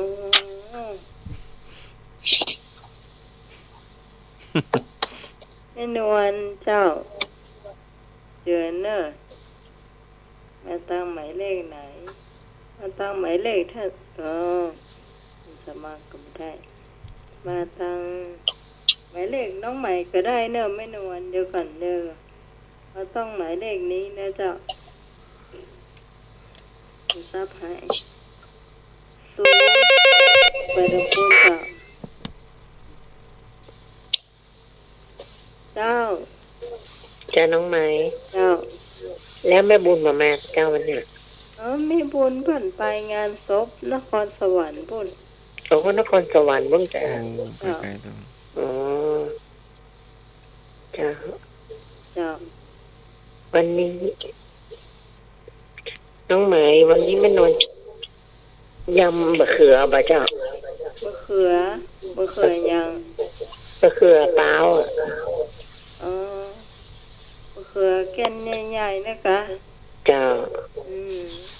เอามานึ่งก่อนนะเจ้าแม่นอนจะย่าแบกที่เฮาคล้ายๆอย่างเป็นยันลาบน้องไหมเจ้าม ะเขือเปล่าเจ้าบะเขือเปล่าบะเขือแก่นสีม่วงๆนะเจ้าจ้าบ้านน้องก็มีเจ้าเอามาต้มก็ได้เอามานึ่งก็ได้จ้าน้องไหมเสร็จแล้วเราก็เอามาแล้วแต่นะจะเอามาตำก็ได้เอามาลาบซับก็ได้จ้ะจ้าเราก็ใส่พริกคั่วใส่พริกคั่วแล้วก็เจียวกะปิหน่อยน้ำกะปิอาจจะน้องไหมใส่กะปิใส่ปลาห้าน้อยก็ได้จ้ะจ้าแล้วก็เอามาเขาก็ตามทำเตียมแล้วก็จะที่หอมแดงตัวตามทำเตียมมาส่วนจ้าตอนนั้นเขาก็ใส่หมูหมอยหน่อยจ้าถ้าคนก็จะใส่น้ำพริกลาบเลยนะน้องไหมใส่น้ำพริกลาบแค่น้อยรสชาติมันจะเปลี่ยนไปมันจะใจน้ำพริกสองอย่างเขาจะใจแบบนี้ก็ได้อ่ะแล้วก็น้ำพริกลาบก็ได้ยำแบบนั้นนะจ้าถ้าเสร็จแล้วเอาหมูมาผัดแล้วเอาไปโซน้ำมันเดียวจะเอาหมูมาผัดแล้วเขาก็เอาที่เขาเอามาน้ำพริกไปตุ๋นกับมะเขือเปรานะแล้วก็เขาผัดหมูก่อนนะจ๊ะแล้วก็ยกไปโซผัดแต่น้ำมันไม่ต้องใส่นักจ้ะ ว่ามีอย่างมากเสีย จ้ะ เจ้าโมว่าจะแก่งอย่างลองพอก็ได้นะเจ้า อืมอันนี้ เมื่ เป็ อน ตอนเคยไปกินที่งานเปิ้นมีงานเลี้ยงงานบ้านศพอย่างเงี้ย อืม แล้วเปิ้นจะทำแบบคล้ายๆลาบจะไปใจบะเขืออย่างเงี้ย อ๋อจ้ะ จะ ทำคล้ายๆลาบทุกอย่าง แม่นเจ้าเพื่อจะใช้ใจน้ำพริกลาบ จ้ะ จะแล้ว มีห เขา อ ก็ ม เอาตั้งหม้อน้ำมันมัน คั่ว ก็ อย่างมดเองเนาะ เนี่ยก็จะ มีหอมคั่วอย่างทุกอย่าง จะ มด มีจะเอาหอมโค้มมาพอกแน่แล้วก็ซอยอย่างก็หอมป้อมอย่างไอ้ข้าใส่เหก็จะ จ้ะอืม จ้ะแต่มหันต้องใส่ผักไผ่นะจ้ะแต่เพิ่นใส่ก็หอมป้อม อ๋อจ้ะ จ้ะ ใส่ผักไผ่มันได้บ่เปิง ก็ได้จะเพราะว่า เพราะว่าเปิ้นนั้นเอาหมูมาพัดก่อนนะจ้ะ อ๋อจ้ะ เอาน้ำมันน้อยแล้วก็ตุกหอมขาวนั่นนะ อืม เอาไปผัดแต่เสร็จแล้วเอาเฮายำมันบะเขือเป้าอยู่แล้วมันก็ อืม หมูสุกแล้วเขาก็เอาบะเขือนั่นลงอย่างจ้ะ อืม ผัดไปผัดมาแล้วก็ปิดแก๊ส จ้ะ เขาก็เอาหอมเจียวเข้าใส่โรยตั้งหน้าไม่เฮีย อืม จ้ะมันแล้วแต่คนชอบถ้าคนไหนไม่ชอบแบบรสชาติแบบคล้ายๆลาบใจพริกธรรมดานะจ๊ะ จ้ะ พริกขั่วธรรมดานะจ๊ะจ้ะที่อันนอก เจ้า เอาคือเปิ้นคนอื่นทำห้องเจ้าสวัสดีเจ้า คุณเจ้า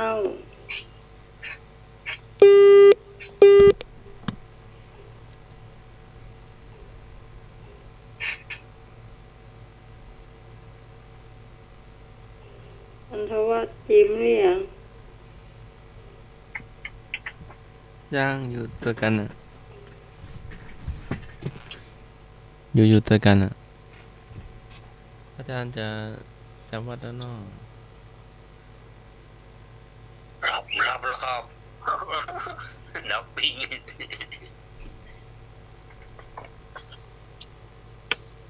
เดี๋ยวถ้าผมมันดับไปนี่แสดงผมรับแล้วเนอจานเนอ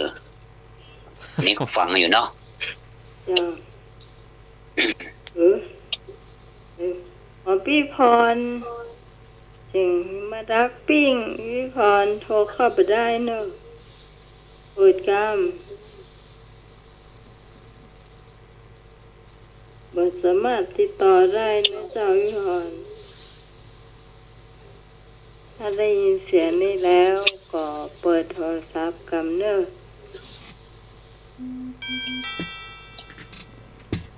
เพราะว่าน้องหมายโทรไปแล้วมันบัดติดเนอะพี่พร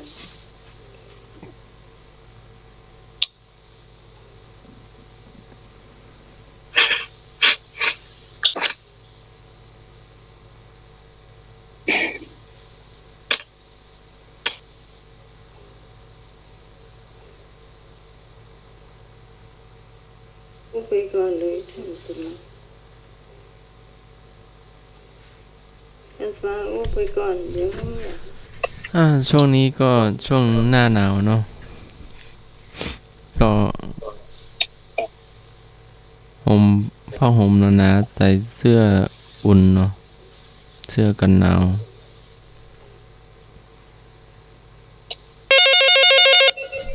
สุขภาพเจริญพร น้องไหมโทรศัพท์มันเป็นหนังมันดังตั้มเดียวอ่ะแต่เครื่องนี้แบบนี้จ้าดังละจ้า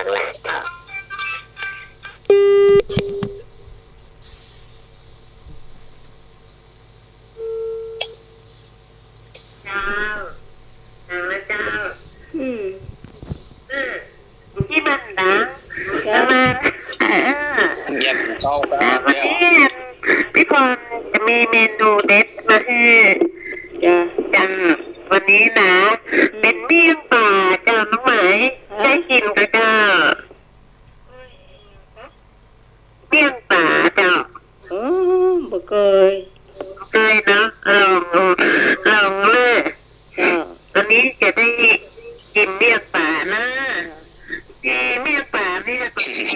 เตรียมป่าเนาะประทับที่เมืองตัวก็ได้ทำมาล้างเตาให้สะอาดเนาะแล้วก็เอาไปเตยใส่ในดองก่อนคลุกเคล้าด้วยเกลือเนาะแล้วก็อันนึงจะหรือว่าเราจะเอาปิ้งเกลือก็ได้จะย่างเกลือก็ได้สองอย่างนะนึ่งหรือปิ้งเกลือจะย่างเกลือจะเตรียมไว้ก่อนเนาะแล้วเรามีที่เครื่องเคียงที่เราจะเอามาใช้กับเมี่ยงป่านี่คือมีผักสลัดนะเจ้าผักสลัดใหญ่ๆเตรียมไว้แล้วแต่ความต้องการของเราเนาะถ้าใจจะกินใจแล้วก็เราเตรียมไว้ก่อนประมาณครึ่งโลนะจ๊ะเป็นนี่นะจ๊ะล้างผักสลัดที่สะอาดนะพักไว้จะมีโหระพาตัวก็ได้จ๊ะล้างเราเด็ดใบโหระพาเป็นใบเนาะล้างแล้วพักไว้นะจ๊ะขณะที่เรานึ่งปลาเนี่ยเราเตรียมเครื่องเดี๋ยวจะทำน้ำราดเนาะน้ำจิ้มเราก็จะทำแบบน้ำจิ้มกับรสคือมีขิงพริกขี้หนูน้ำปลาน้ำตาลปี๊บประจับแล้วก็น้ำมะนาวเนาะแล้วมีรากผักชีหน่อยเขาจะตำก็ได้ใช้เครื่องปั่นเพิ่มกันเดียวก็ได้นะจ๊ะเอามาถ้ามันปั่นเสร็จแล้วโอเคใส่ถ้วยเอาแบ่งครึ่งนะจ๊ะแบ่งครึ่งบางคนน้ำราดบางคนก็ไม่ชอบหวานครึ่งหนึ่งเขาจะใส่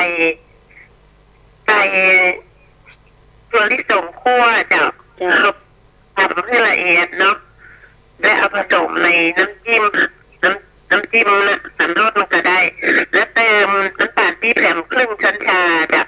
จะมีรสหวานมันนิดๆหนึ่งเลยนะจ๊ะน้ำจิ้มจะมีสองอย่างคือน้ำจิ้มสามรสกับน้ำจิ้มที่มีตัวลิสงคั่วกับน้ำตาลปี๊บเพิ่มเติมนิดหน่อยนะจ๊ะเอาคนพักไว้วิธีกินนึ่งปลาสุกแล้วเนาะหรือว่าเราย่างเกลือแล้วเรามาใส่จานไว้วิธีกินมีขนมเส้นโดยลืมขนมเส้นจัดขนมเส้นใส่จานเนาะวางบนโต๊ะเรียบร้อยแล้วเอาจะกินกันสัก 4-5 คนเนาะในบนโต๊ะจะมีถาดผักสลัดกับโหระพาเนาะแล้วก็น้ำจิ้ม2 อย่างน้ำจิ้ม3 รสกับน้ำจิ้มที่มีถั่วลิสงคั่วกับเนี่ยถั่วลิสงคั่วใส่เข้าไปนะวิธีกินก็เอาผักสลัดห่อไว้เนาะวางผักสลัดแล้วก็เอาขนมเส้นใส่ลงไปเนาะแล้วก็เนื้อปลาใส่บนขนมเส้นนั่นแหละเอาทีละคำเนาะเขาจะกินทีละคำแล้วก็ใส่ปลาแล้วเอาก็น้ำยำนั่นนะใส่สักย้อนชานึงอ่ะจะแล้วก็เอาโหระพาเขาใส่บนแล้วก็ห่อแล้วก็กินไปทีละคำจนอิ่มนะเจ้าอันนี้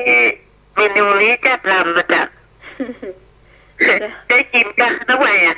ไม่เคยคล้ายๆข้าวปุ้นขนมเส้นลาวเนี่ยข้าวปุ้นที่ของข้าวปุ้นแต่อันนี้ปลาทองเมี่ยงป่าจ้ะมีผักสลัดเนาะผักสลัดแล้วก็เอาขนมเส้นต้องเลือกเส้นน้อยๆมักเส้นหมี่นะมันจะมีขาย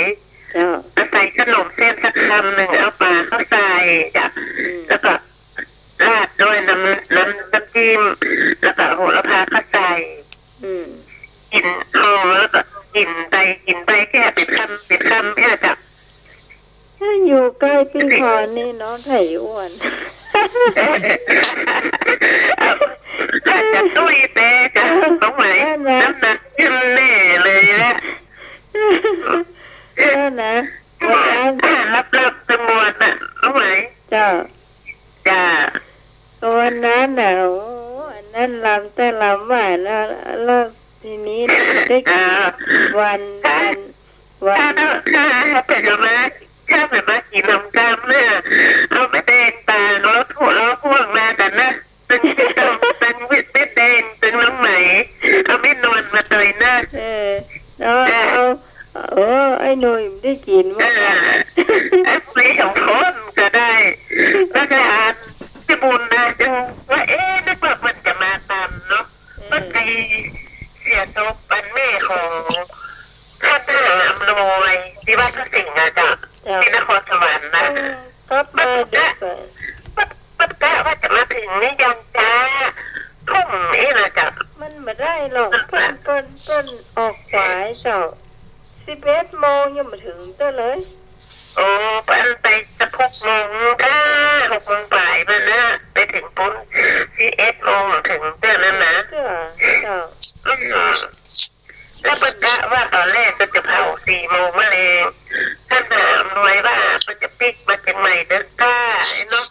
มันจะเผาบ่ายโมงนี่แหละเลื่อนเป็นบ่ายโมงเนี่ยกะมาบ้านเราประมาณถึงจะทุ่มเนี่ย เหมือนกันหรอกยายก็ต้องเหมือนกันเนาะ จะประกอบแว่นแว่นี่ตัวเองเนาะ แต่ใช่ใกล้ๆโหแล้วว่า11 โมงยังไม่ถึงพุทธเต้อ โอ้แต่ว่าเอาเมนูเดียวกันเนาะสาวหน้าก็ว่ากันทำไมนะเจ้า เมนูเดียวจ้าเดี๋ยว เดี๋ยว อาจารย์นภธรรม จ้า ขอถามหน่อยได้ก็ พี่พร เอาแต่ตะกี้ จ้าน อกจากเขาใจป่านั่นป่าทูได้หาป่าทูตัวใหญ่ๆน่ะ ท่านถ้าว่าถามว่าจะปลาทูแต่ได้ก็ ถ้าชอบก็ได้อะค่ะเจ้าถ้าใช้ปลาทูเต็มก็ได้ ป่าทูตัวใหญ่ๆนั่นนะ ถ้าไปเจ็บปิดที่ว่าได้ล้ำแต่ปลาทูก็ล้ำเหมือนกันเอาทอดหรือเอาปิ้งก็ได้จ้ะ เนาะ อ๋อแต่ตะกี้ก็เจิญกับน้องใหม่ก็กับเจิญคนอื่นไปแล้วเหมือนนิมนต์อาจารย์สมัครไปกะ พี่พร อ่า อันท่านทว่าเจิญก็น้องใหม่ว่าเจิญท่านสมัครวันนี้มนต์ท่านทว่าแต่ไงแล้ว เจอทุกท่านเลยเจ้าไม่ได้กำหนดว่าใครถ้าใครจะมาก็ได้ทุกเวลาจ้ะแต่ต้องบอกเรื่องหน้าเป็นนะจ้ะ เดี๋ยวสักโอกาสกันเนาะเหมาะกันเนาะ ปันนั้นจะได้ถ้าว่าได้จิ้มสักกำโลกรู้ไหม ไม่ได้จิ้ม น่าจะตีอุตส่าห์ไปเป็นเก้าชุดกันนะเรียกว่าก็ได้ โอ้โหเขาไปไว้ไหนล้ำเหลือ ที่จะลืมบอกเขาเก็บที่น้ำใหม่ก็ดีแล้วที่เอามาโต๊ะที่เมฆว่าเอาไว้นี่นะก็เลยเอามาบนโต๊ะให้เลยแล้วให้คิวไปหาน้องใหม่สักกำ ถ้าอยู่ที่น้องนี่ไทยได้กินอยู่ แต่พี่ก็ลืมวันนั้นพี่ก็ลืมว่าจะไปลืมเห็นเลยพี่ก็ลืมไปเป็นอย่างไม่แบบหน้าก็ตึงได้ที่อยู่เนาะ เขาจุกไปฮื้อโอ้ถ้าเอานั่นไปฮื้อเขาได้ได้แล้วเนาะ กินมันนักลำไป เขา เนาะ จุกไปฮื้อ มันนักก็จะลืมไป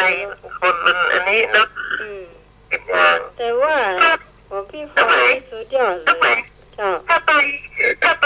ป่าท่านสมาธิฝ่ายเห็นก็ได้ท่านสมาธิได้ฉันอยู่ก็ไปตายคือถ้าไปแอบว่าต้องใหม่ตัวยังไงแต่ก็ไปถึงได้อยู่ตอนแรกเลยพี่ว่ายกไปฝ่ายหินเอาใกล้ดีนะเป็นอย่างมาทางนี้แล้วก็ไปมันถึงปีในหูเตี๋ยน่ะ หูปีแล้วจ้ามีเวลาก็มาแอลหากันได้เนาะ ช่องวันนอกตลอดทัวร์เนาะตลอดทัวร์ กันตามนะจ้าเดี๋ยวถ้าสมัครจะเสนอเมนูอย่างก็เชิญได้นะจ้าสวัสดีจ้า เจ้า ขอบคุณเรือนพร ลำแต่เนอะวันนั้นนะยอมภาพว่าป่าทับทีมฟูของพี่พรโอ้ใหม่กินฟองค่ะ สุดยอดเลยกะ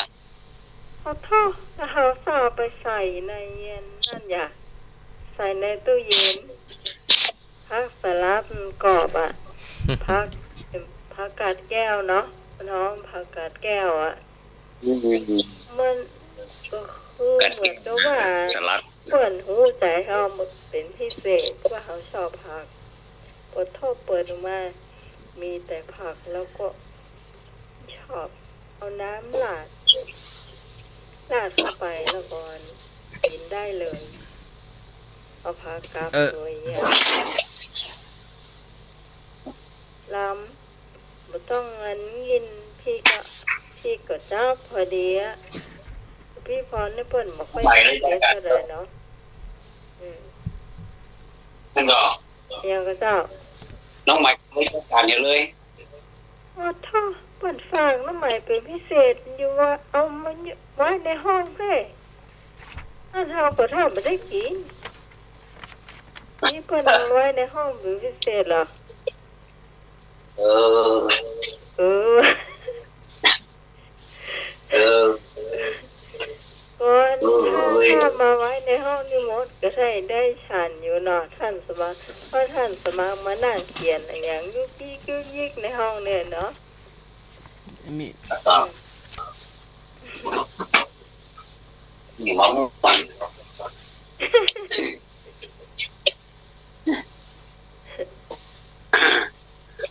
ไปทำอาหารก็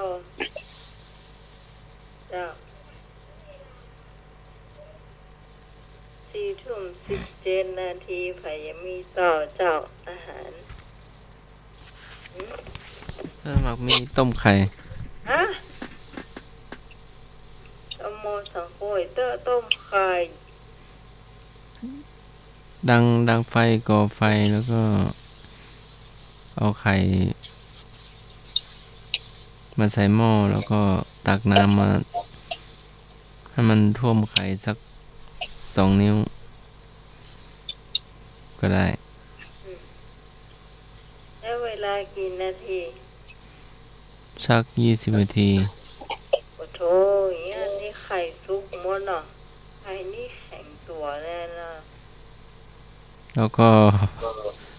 ค่อยเอาช้อนตักหรือว่ายกหม้อลงมาแล้วก็เอามาตักใส่น้ำเย็นใส่น้ำเปล่านะให้มันเย็นก่อนก็ค่อยสัก5 นาที 2-3 นาทีก็ได้แล้วค่อยมาเคาะแล้วก็เอามาใส่น้ำซอสก่อนซอสหรือว่าใส่น้ำพริกตาแดงก็ได้เนาะกับข้าวเจ้า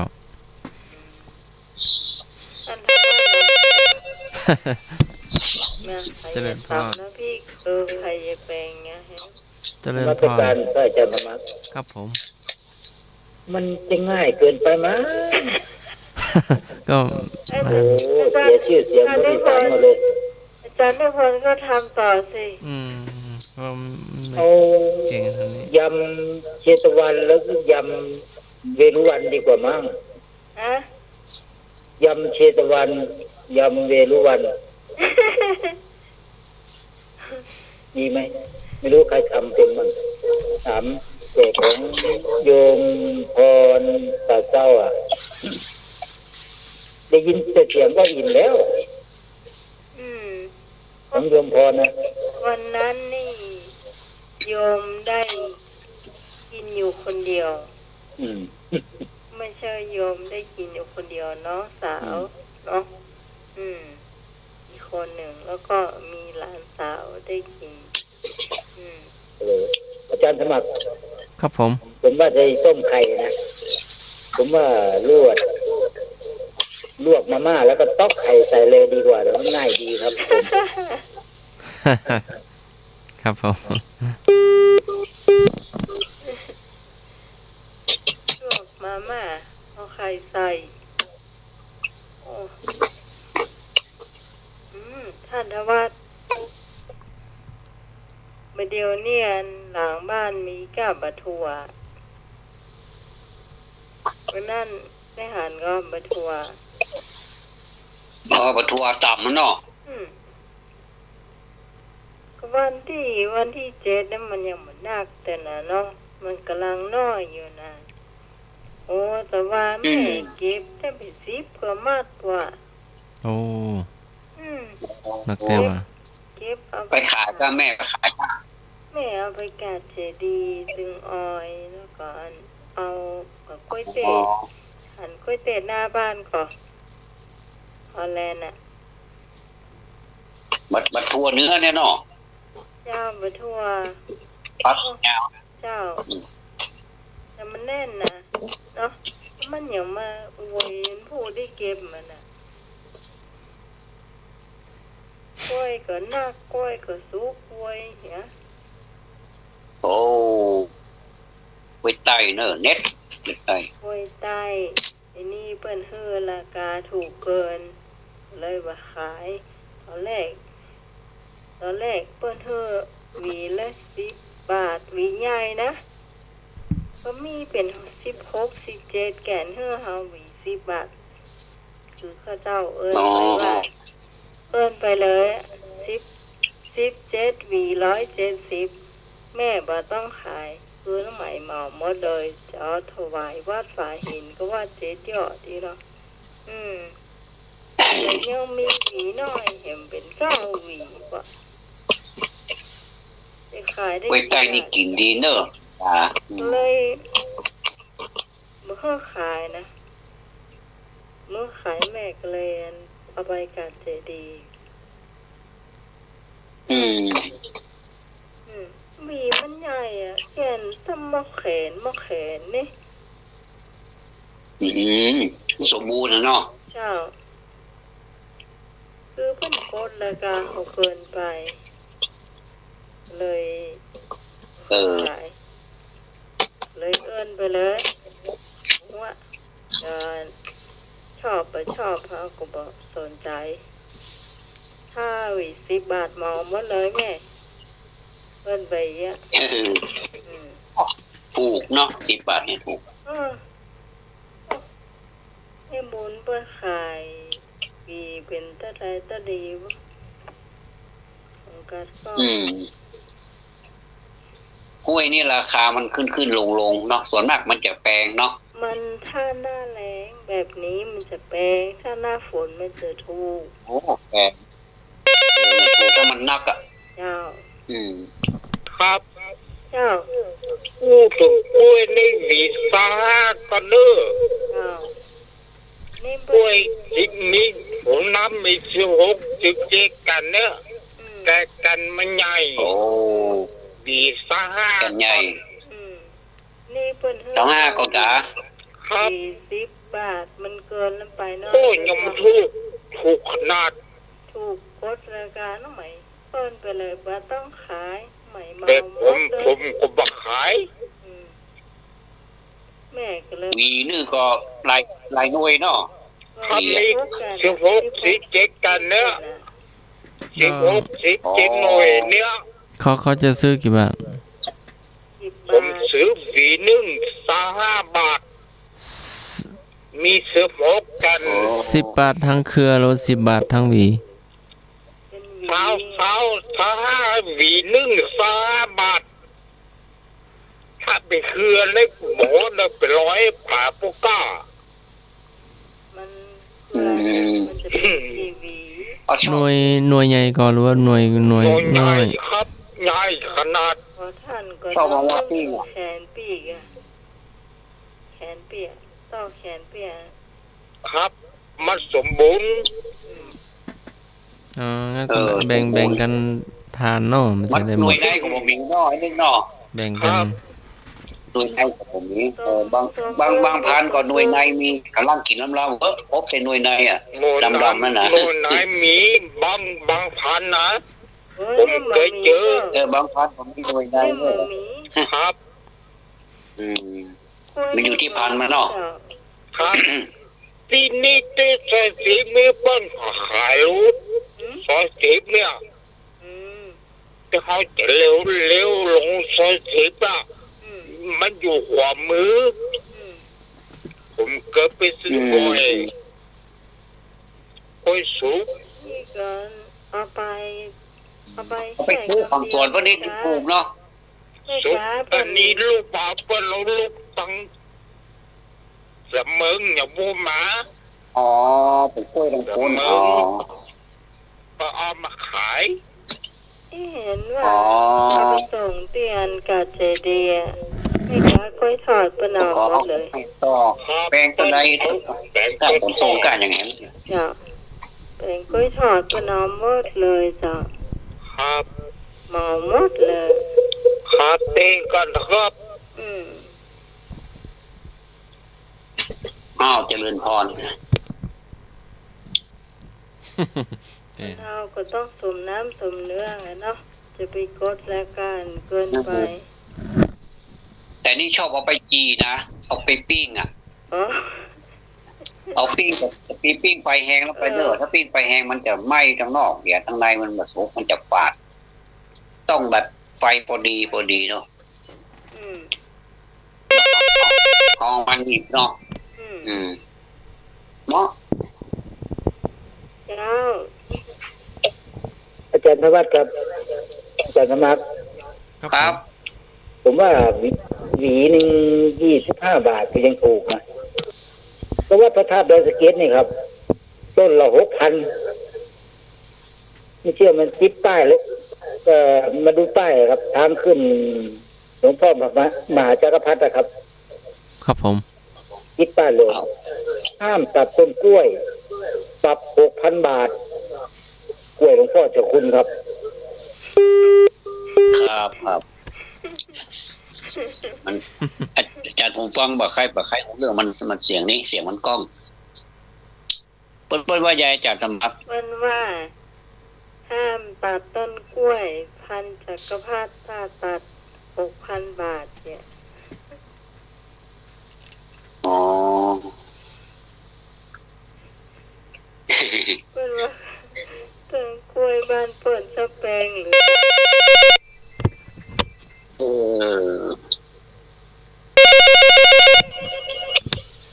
ฮัลโหลครับ เจ้า ทางขึ้นหลวงพ่อพระมหาจักรพรรดิที่วัดพระธาตุดอยสะเก็ดอ่ะ เจ้า หลวงพ่อเจะคุณนะ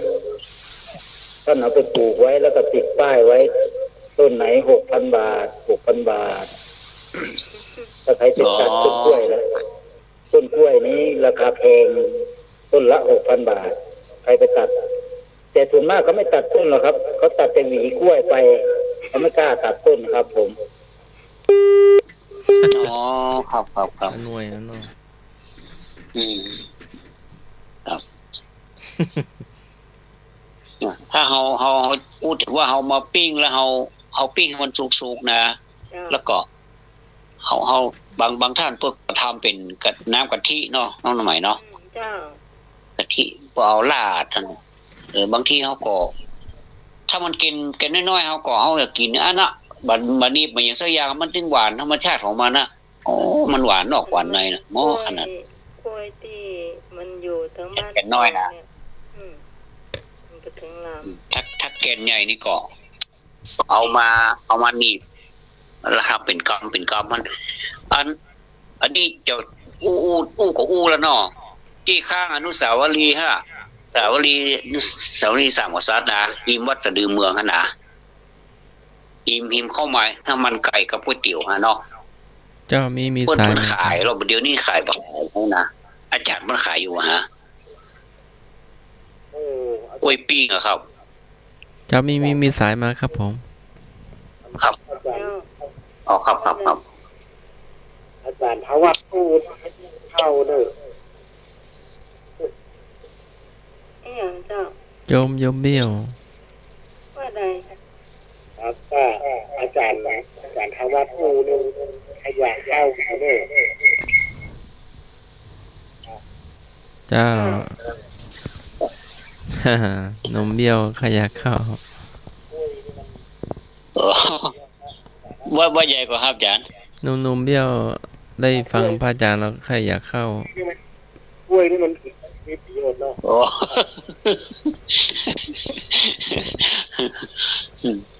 โหแต่ที่อนุสาวรีย์นะแต่ก่อนนี่ไปซื้อเนาะ ตอนนั้นเป็นคนบ้านนะทำงานแล้วก็ไปซื้อกินบ่อยเหรอลำดีเหรอ กล้วยปิ้งกล้วยปิ้ง เมื่อก่อนแม่น้องใหม่นี่จะทำบ่อย แล้วก็ทำกะทิก่อนน้ำเชื่อมันนะ ตัวกะทิเอาก็เป็นกะทิกล่องนะ สวัสดีเจ้า อาจารย์ทำวัดที่เป็นว่าที่วัดสะดือเมืองนั่นแหละแม่ก็เคยได้ไปซื้อ แม่ครับจะสะดือเมืองนั่นแหละแม่เจ้าที่ยายคนนั้นเป็นย่างเป็นปิ้งนะมียายก็แม่ละนะแม่ละแม่ไปยังอยู่กับแม่ไปบุญดอยไปผ่านมือแล้วนะปฏิบัติธรรมแม่ไปแว่ซื้อกี่ฮะที่ยายลำเนาะเจ้าแม่นี่น้ำเชื่อมพวกกับลำจังเนี้ย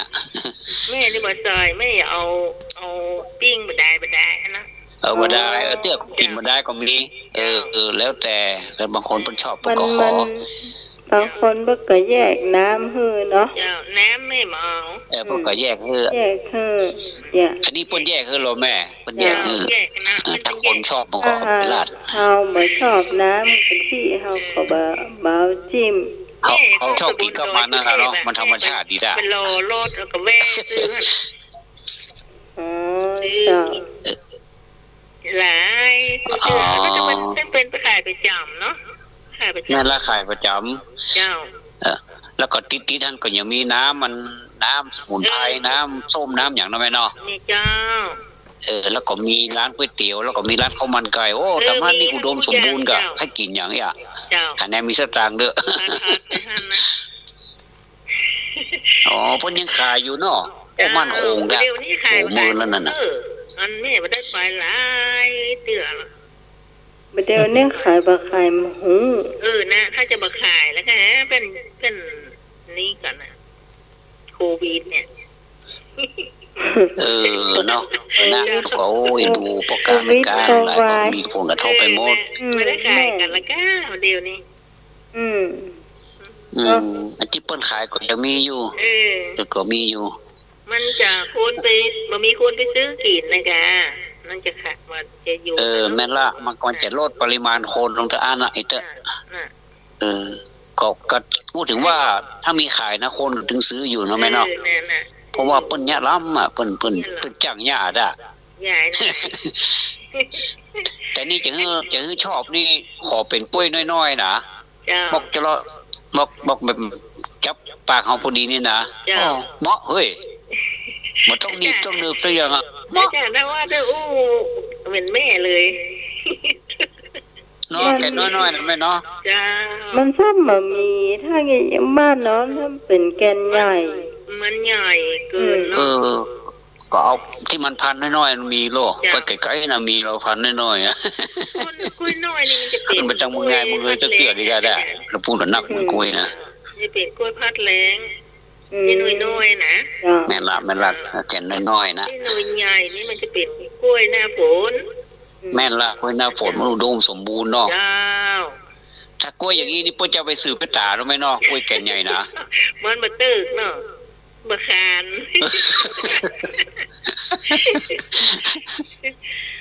โอ้ถึงกล้วยก็ม่วนแท้ลำก็ลำกล้วยนี่เป็นผลไม้ประจำชาติเลย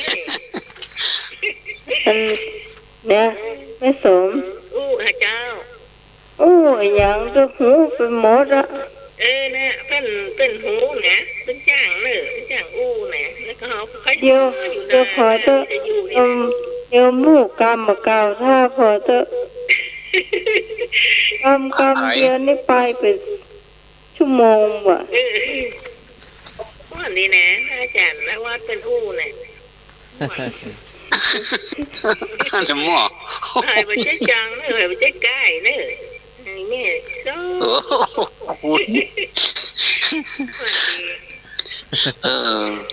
มันบอกมันใครเครียดดีนะเดี๋ยวมาห่อ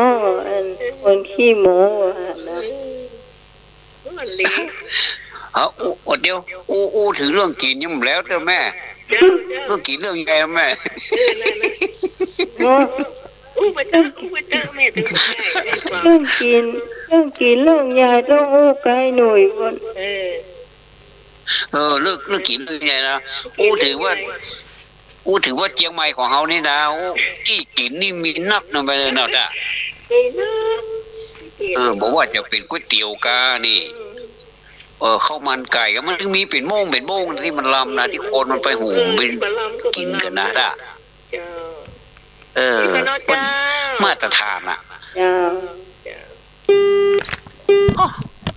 ลำดีไอ้หนุ่ยโทรเข้ามา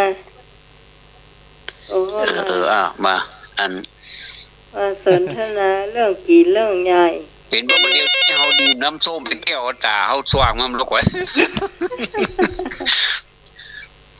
ครับเด็กมากครับอยู่ไหนเนี่ยครับผมสำหรับผมนี่เรื่องกินเรื่องเล็กครับเรื่องกินนี่เรื่องเล็กแต่เรื่องไม่ได้กินนี่เรื่องใหญ่โอ้ยใช่ครับอาจารย์ถูกต้องเรื่องกินเรื่องเล็กแต่เรื่องไม่ได้กินนี่มันเรื่องใหญ่เพราะมันไม่มีอย่างกินเนี่ยมันเรื่องใหญ่สหาโคตรกว้างที่มันมีอย่างกินเนี่ยลำบากเขาท่าแต่คำคมวันนี้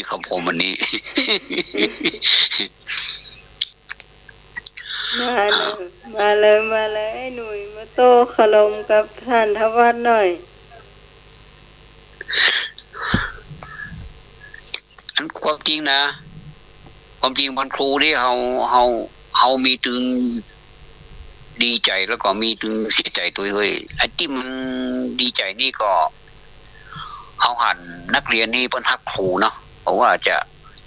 จะทำให้ครูนี่ลำบากแค่ไหนแต่ว่าผลสุดท้ายมาเขาก็ไปสารภาพอะในเชิงสารภาพอะว่าแต่ก่อนนี่เคยไปทำให้ครูแบบไม่สบายใจก็เป็นคนดื้อคนอย่างเนี้ยหัวอย่างเนี้ยเนาะเพิ่นสอนแล้วมันยอมฟังเนี่ยดื้อเป็นโจกเป็นหัวโจกอะผลสุดท้ายมาเขาไปได้ดีเขาเป็นอากาศโหมันซึ้งเนาะเนี่ยซึ้งส่วนมากจะดีใจเฮ้ยบ่เสียใจแต่ว่ามันน้ำตามันย้อนมาไม่ได้ใดโมเป็นคนที่ใจอ่อนนะเป็นคนแบบเป็นห้อยอย่างก็จริตอ่ะดีแต่บดีว่าแหละเป็นดีอายเพื่อนเลยเนี่ยถ้าก็ย้อนลงมาหน้าเสือเขาบอกเขาให้เลยยังบอกเขาหน้าเสือกลัวเขาถามนี่อย่างน่ะตาแดงเรื่องให้อยู่ อาจารย์สมัครเคยให้ก่อครับยอมรับสารภาพ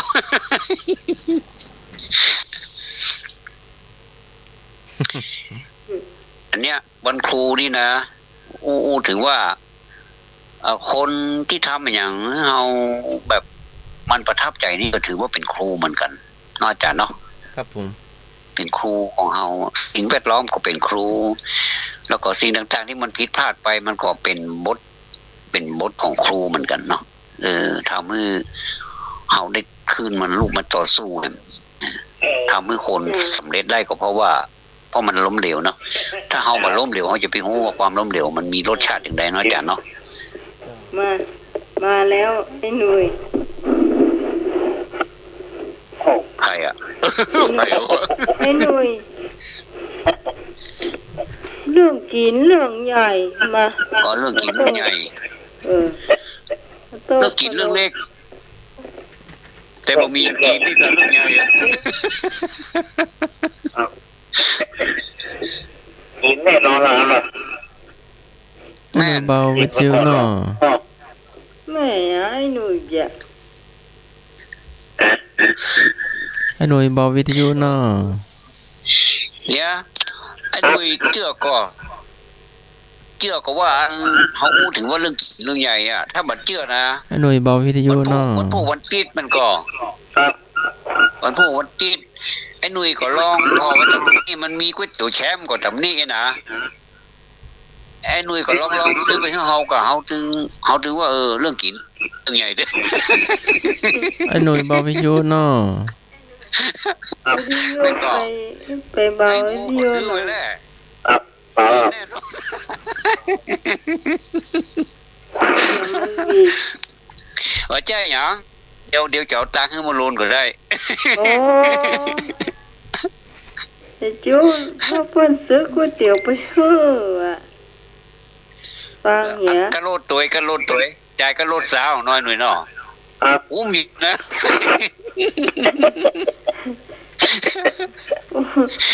โอ้ถึงอัน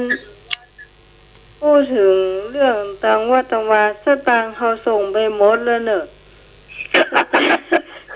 เขาเป็นหนี่เนอะเป็นหนี่บ้านสายหินทำเป็นเนอะ เก็บตก เก็บตกของพี่บรรเย็นของเพื่อนพี่บรรเย็นเนี่ย800นะ ฮัลโหล ส่งไปแล้ว เดี๋ยวนี้ท่านอาจารย์สุวัฒน์นี่แกสั่งฟู้ดแพนด้าแล้วเนาะอาจารย์อะไรครับ ก็อาจารย์ว่าอย่างมันได้ยินที ไปละ เป็นแพนด้ารถแพนด้า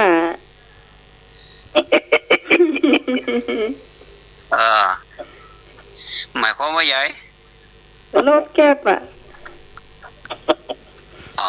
รถแก๊บส่งอาหารอะ อ๋อ ที่ แผ่น เขา หน้า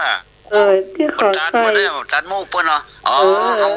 นั่นเตอะ เอาหันก็แก้บแผ่นหน้าก็หันเหมือนกันเตอแต่ว่าแก้บหน้ากว่าเลย มันเป็นหมีเนาะให้หน่อยเนาะ กับหมี ครับ เออ เสื้อสีฟูแล้วล่ะ อ๋อแล้วว่าผมเป็นอย่างแผ่นทันได้กะ เป็น โอ้แพนด้านะติ้วหัวเขาวาดพอเท่าแอลโคตรก็งงอ่ะ เขาอย่างนี้ปล้ำเหลือว ใจเดี๋ยวว่ามาดอนปานตึงเตื้อก้อนเนี่ยเนาะอ๋อนี่เลย โอ้โห โอ้ยบ้านน้องใหม่กันใหญ่กว่าเดิมเนาะครับ เจ้า ก็ไปเป็นอย่างนะครับทีใครทีมันเดี๋ยวทีหลังยาวรถปิกอัพไปใส่ออก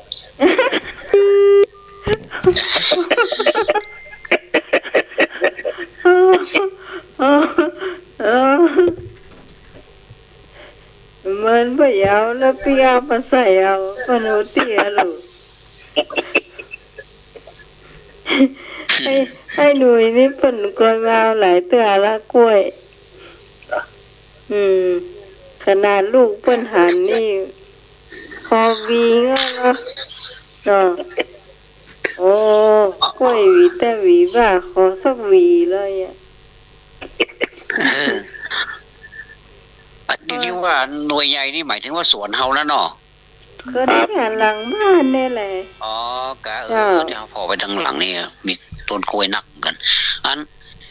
เพิ่นจะมาซื้อไปซื้อเพชรตายนี่ก็สมนักซื้อเพชรตายนี่ไปเอาเครือใหญ่หรอเครือใหญ่หน่อใหญ่เขาเหมาเป็นเครือเลยนะกล้วยดิบนะกล้วยดิบแต่มันแก่แล้วนะจ้ะแห่มาเหมือนนี่ก็สูงก็สูงใกล้กันไปเนาะ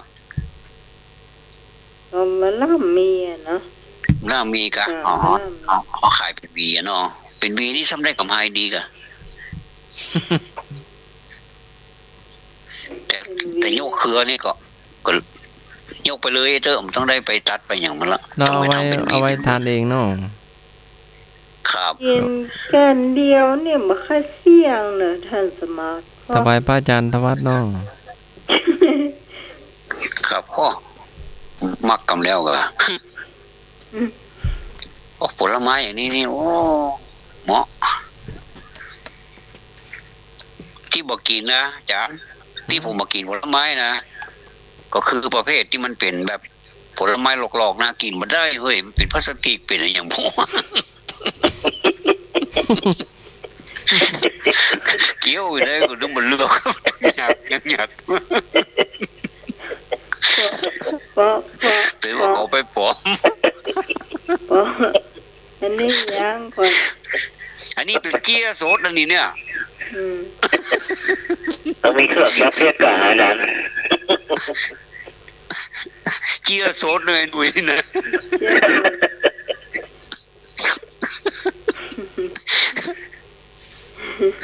มีเครื่องยัดเสื้อ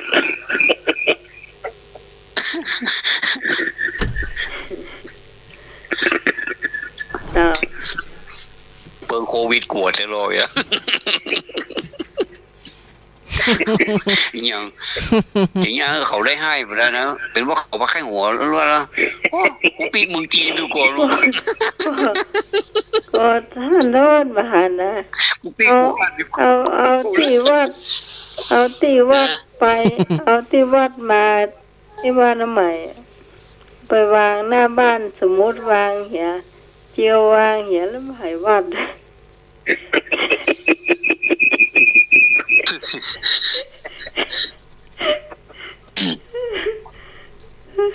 ตลกขนาดน่ะมีแต่ว่าพระคุณคนที่เฮียนมาซ้ำมาอยู่บนบ้านเนี่ยจะไม่ให้วัดเลยเอาแล้วเดี๋ยวเอาสายพี่น้องเฮาสนทนากันเจ้าถ้าได้ไข้หวยอีนะโควิดตึงกลัวไปแล้วเจ้าเดี๋ยวนี้เอาธรรมะชนะโควิดนะเจ้ามันปีกหัวมึงจีน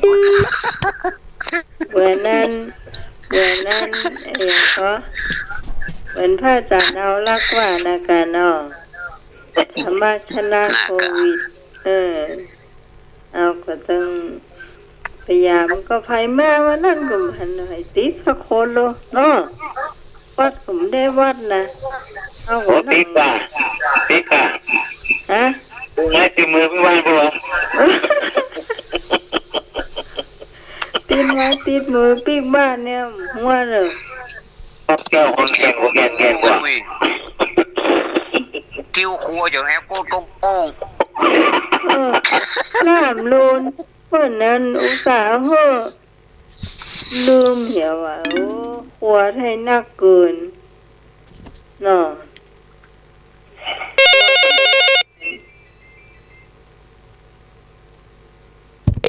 เจ้าเราเจ้าเก่ากึ่งใหม่กึ่งตะกำบ่เจ้าได้อ่ะเอาเลยอันกำว่าเผือเนี่ยว่าจะได้เจ้ากำเผือเผือ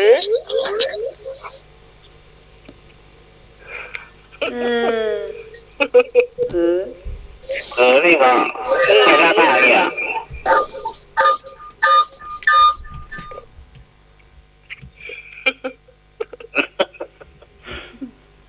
เผือนี่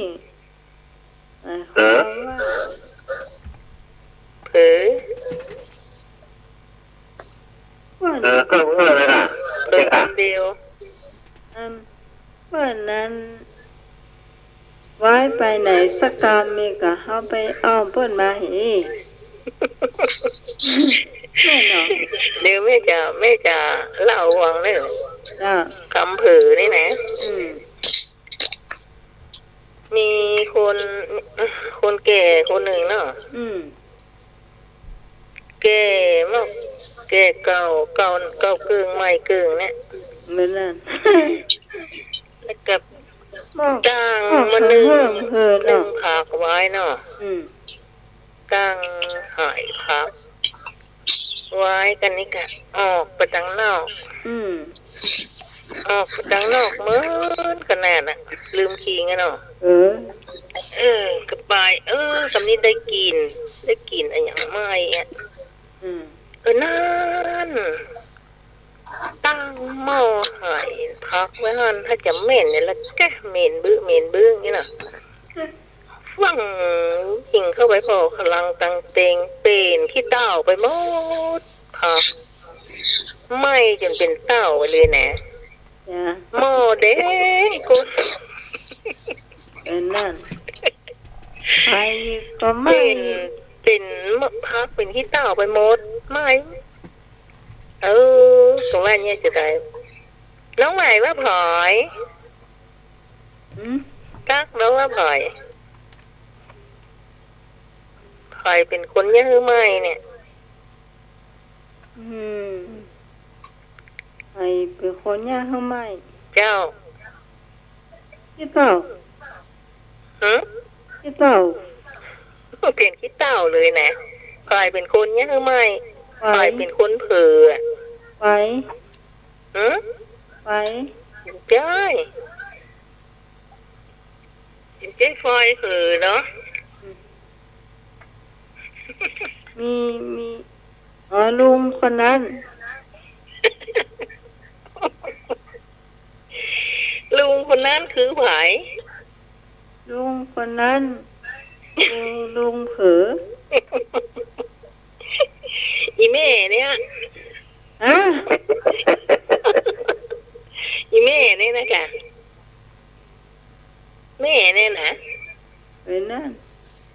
เก่าเกึ่งไม่เกึ่งนึ่งผักไว้กันนี้กระผือเนาะปอกไปติวไปพอหอดพับแถวลักจัดมึนก็ได้กินไม่ก็รู้สึกตัวเขานึ่งผักไว้ฮันใส่ไม่หมดแล้วแก้เพียบไปไม่มดผักกับไม่หายกับไม่โกนโพเลยนะโกนหายโพลงเลย ที่ซื้อใหม่หมดเนาะ ไม่หมดได้ซื้อแล้วก็หม้อฮันนี่บ่ได้ซื้อเถอะเพราะว่าเอาปล่อยให้มันเย็นเขาก็ไปปิดแก๊สนี่เนาะปิดแก๊สก็ปล่อยให้หม้อเย็นแล้วก็มันก็ดีมันเย็นแล้วมันบ่โพแล้วถ้าเอาน้ำไปจุกตอนฮ้อนน่ะนะโพเลยนะจะหายหมดแม่น่ะ จ้า แหละความเผลอเนาะ ดีไฟไหม้บ้านน่ะ เจ้าน่ะ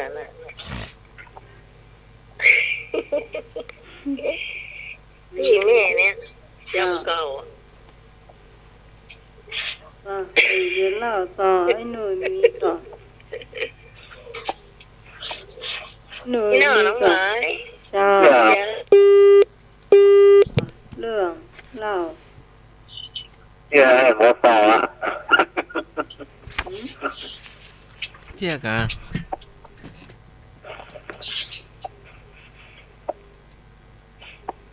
เจียน้อส่งเจียน้อ ครับ เพราะว่าจะลุกแต่เจ้าตื่นมา7:30แล้วอะจบ พระเจ้าลูกยิ้มเกิงพระเจ้านะ เอาว่าวันเสาร์หรือว่าวันอาทิตย์ก่อนว่าจะลูกบิณฑบาตแต่เจ้ามาดูนาฬิกา7:30สอกควายแล้วก็เลยไม่ได้ไปสักก่อนพรุ่งนี้ก็ตั้งใจว่าจะไปตื่นเจ้านะ มัน ฮะ อากาศมันหนาวเว้ยมันก็เลยขี้คร้านนะเนาะตื่นมา7:00แล้วอะ7:30มาได้อีกสู้อาจารย์นิพนธ์ได้ฮะ 6:00ไปแล้วอาจารย์นิพนธ์ ถ้าจำ ตื่น มา เช้า เช้าก็ตื่นเช้านะครับตี4ตี5นะ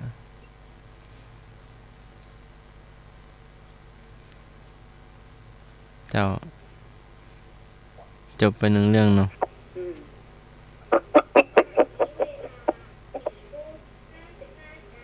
อีก1เรื่องเนาะ55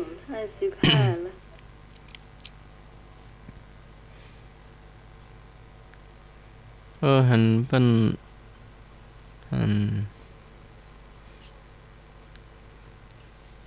แปลกาแฟก็ใครแปล ที่ไหน พักเบรกอะประชุมอบรมอะหาบ่อยๆเลยไป เป่ากาแฟ หาไว้บ่อย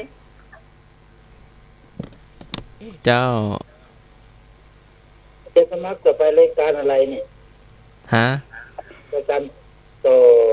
นี้ไปเป็นรายการอะไร ต่อจากเราแจกอะเป็นอะไรอย่างไม่ใช่เดี๋ยวนี้ ตอนนี้ก็เป็นช่วงอะไรอย่างช่วงเราเจี๊ยะ เราเจีย เล่าเรื่องตลกเรื่องที่มีประโยชน์แล้วมีความสุข ว่ามีฟังสามเณรเอารักเขาเทศตอนเป็นเย็นพยายามจะโทรเข้ารายการเข้าไม่ได้ จนกระทั่งจบรายการเช้ามาอีกไปเจอกับ อ๋อ คุณลุงยอง อันนั้น โทรไม่เข้าเลยเสียงแน่นเหลยเกินนะวันนี้ก็เลยวัยบาลก่อนวันครูสักหน่อย ครับผมนิมนต์ จะ นะ มี ค เว รั ลา บ อยู่เนาะ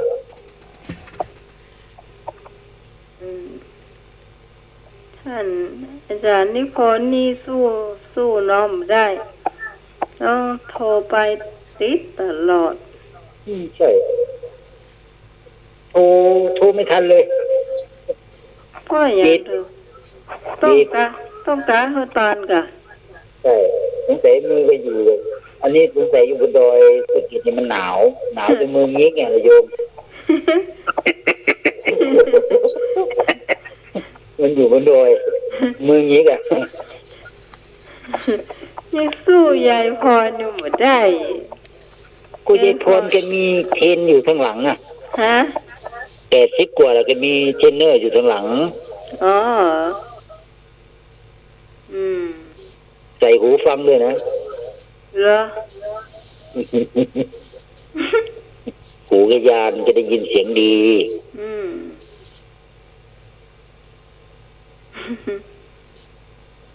เล่าไปเลยเจาะเกี้ยฟังก็สนุกดีเหมือนกันนะเด็กเกิดไม่รู้จะเอาอะไรไปเล่าอาจารย์นิพนธ์ครับเจริญพร ไอ้หนุ่ยที่เอาหัวฟักที่หูฟักที่เจาะหาโลดนั่นแหละ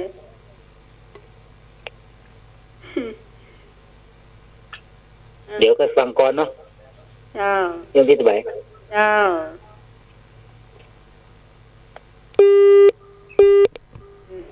สมัครเล่าต่อ เจ้าจบแล้วเจ้า หัวจบโดยที่หมูตัว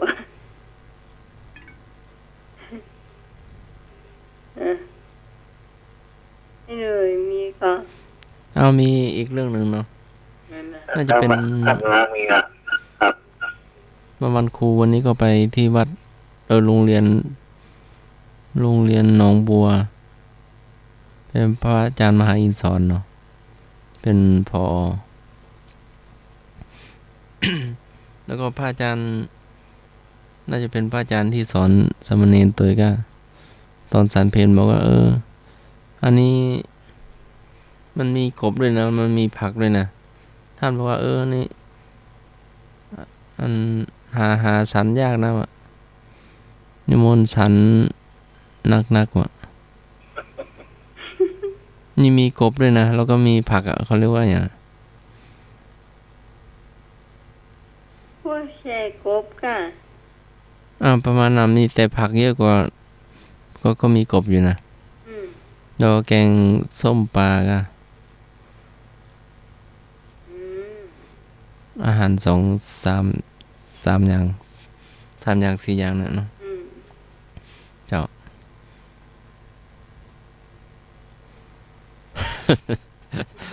พอฉันไปอันข้าวหมดตักรอบ1รอบ2รอบ3พระอาจารย์สันเผื่อตอนเย็นครับ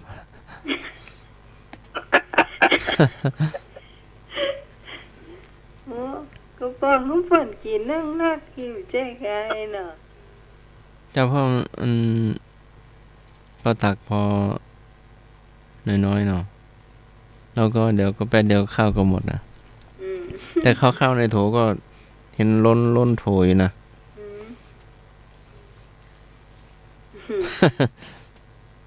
แต่ว่าถ้ามันเป็นขั้วแช่กบอยู่เนี่ยมันจะกินกับข้าวเจ้าจะลำเป็นผักเยอะนะผักหลายๆอย่างรวมกันนะแม่นขั้วแช่หรอเจ้าบอกว่ามีตึงผักแช่หาสันยากนะวะแหว่งเงี้ยแต่ก็มีแม่ครัวมาถามเติมก่อนเติม เจ้าอาจารย์ผมว่าแกงแค่กบก้าอ๋อ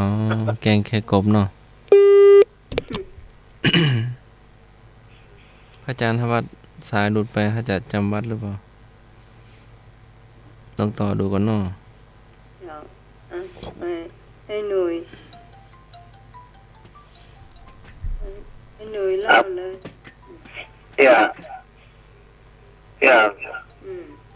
ผู้ปกครองเจ้าอะไรล่ะ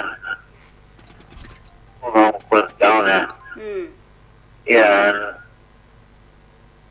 มันภาษาเมื่อกี้กันโคตรเมียลูกภาษาเมื่อกี้กันนั่งเข้ามอโคตรเมียมันพาพ่อไปเนี่ยห้องอู้ก็ลูกจะเข้าก็พ่อลงคนละก้อนมันลงกินกระตุกเนาะกินกระตุกนั่งไงพ่อนั่งย่อเจอสะดอเนี่ยโคตรเมียบอกปากพ่อไปลูกคนละใส่อันนี่อันปากก็นี่พ่อฉันไม่กี้แล้วก็กี้ฉันพ่อว่าลูกไม่กี้เก่งกี้เข้ากี้น้ำพริกกี้แล้วก็กี้แล้วเจ๊โอ้ไม่ไหวป่ะเมียโอ้เมียโอ้กี้แล้วก็กี้แหละโอ้อะไรตัวไม่กี้เข้ากี้สะดุ้งละไอ้ตีนดีแล้วตัวเติมหายแซ่บหมดละตีนดีขันโตกเนี่ยยิ่งไม่ได้กินว่าสะดุ้ง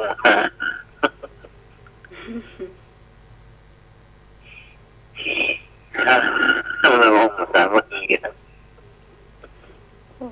ว่าแค่กบถ้าสมัครเข้าเครื่องจานเหี่ยเบอร์เนาะเบอร์เหรอไม่ใช่เบอร์คือเติม3 จานอะเติมข้าว3 จานก็จะเติมอีกก็เกรงใจเนาะแต่ข้าวก็เหลือเยอะนะท่านพระอาจารย์คงฉันจากวัดตอนเช้ามาเยอะหรือเปล่าไม่รู้นะก็ฉันไม่นักต่อใดเนาะ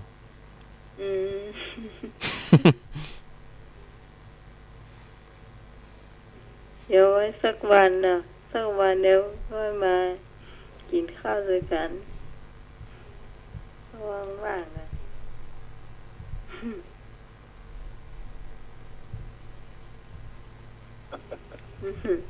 น้อยหนุ่ยเนาะครับเราเงียบเรื่องเที่ยพ่อลูกพ่อมาควายเพื่อล่างควายเขาไหลพ่อมาควายเพื่อล่างเอาไว้จะนอกกูได้คอยรับไว้เพื่อล่างลูกเราโค้ลูกเราเข้ามาบอกว่ามีอ่ะแล้วก็ไม่รู้มันต่อมไว้ต่อมาแล้วมันงูอันแมงมันจังต่องูต่อไปอ่ะไม่ทำอะไรนะพอเมาปัดลูกมากันนั่นมันงอนต่องูแรงพ่อเลยนะว่าโต๊ะเนี่ยเขาก็ตั้งตั้งนานมันว่าไล่ว่าไล่นะโต๊ะเนี่ยโต๊ะก็อยู่งูแรงพ่อนะเห็นว่าไล่พ่อของว่านะครับไม่งูสิโต๊ะแม่โอ้ว่าใส่สิ่งที่ปากเรื่องหูดังนะ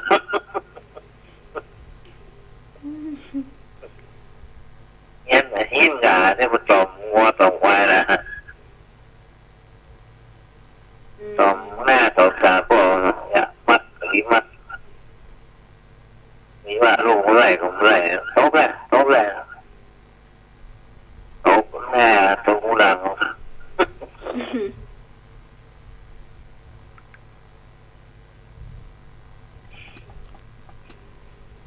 ประจำ ตบแม่ใส่มาเดินผ่านตรงดังลื่น มาในห้องนั่น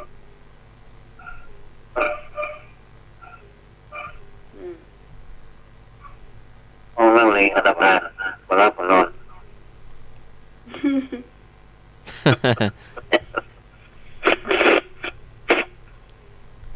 เอาเปิดรับมานอนห้องเล็งที่บ้านเนี่ยหลวงเจ้าตาผมเลยทัดตื่นทัดหมดอะมองว่าดังแน่ยาพกซกยังโซโหที่เราอะ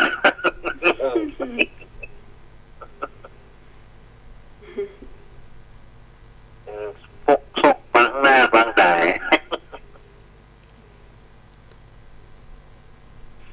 ต่อไปเอาไปอย่างอ้อข้างนอก สองพระอาจารย์ที่ฝึกงานอยู่สำนักงานเจ้าอำเภอเนาะอยู่วัดเจดีย์เหลี่ยมก็สถานรับฟังอยู่โทรมาจะโทรมาคุยดีก้าว่ะก็นิมนต์เลยเนาะครับ ก็จะส่งเบอร์ ขอเชิญนะจ๊ะได้ ฝึกงานที่สำนักงานเจ้าอำเภอเมืองเชียงใหม่เนาะที่หลวงพี่ปีชาอยู่ฝึกงานน่ะเนาะเจ้าอย่างต่อไปจะเป็นอย่างอ้อเนอะ จะถามก็ถามได้ไม่สม อย่าง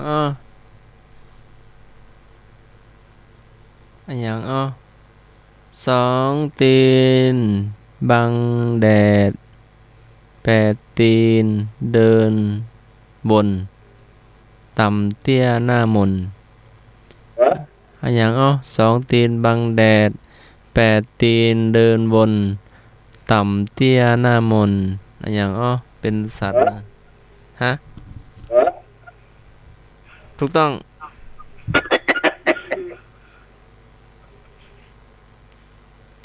อย่าง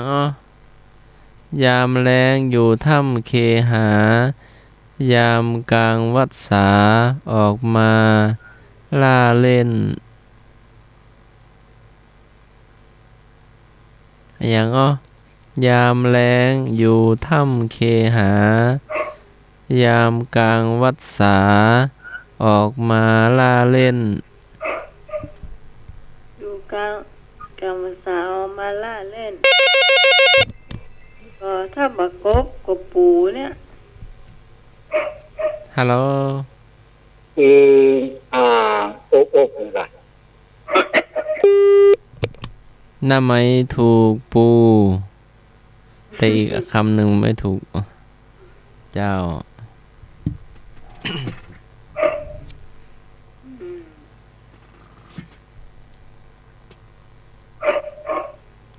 เจ้า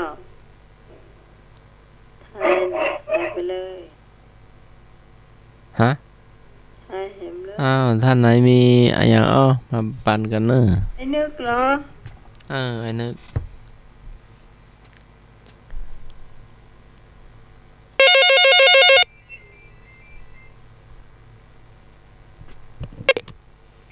เจ้าอย่างมีหัวมีหางมีตาตัวบ่มี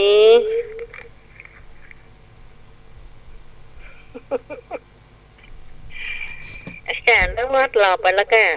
อาจารย์วัดขอจำวัดเนาะมีหัวมีหางมีหัวมีตาตัวบ่มี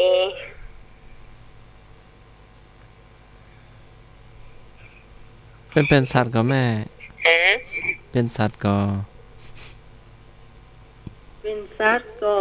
ว่าใช่เจ้าไม่ใช่สัตว์มีหัวมีหางเขา รหูมันช่วยตอบมาตัวเนอคนที่มาล้อ มันมีตัว ฮะ มีหัวมีหางตัวบะหมี่ หัวไม่หา แค่ของใจอ่ะ มาแจ้ของใจเจ้า อืม เป็นซักเหรอ เป็นของกินได้ก่อน บ่ได้เจ้า แค่ซักเหรอ อย่างก็ ไม่ใช่สัตว์จ้ะ บ่ใช่เจ้า ใช่ เยอะบ้างเรา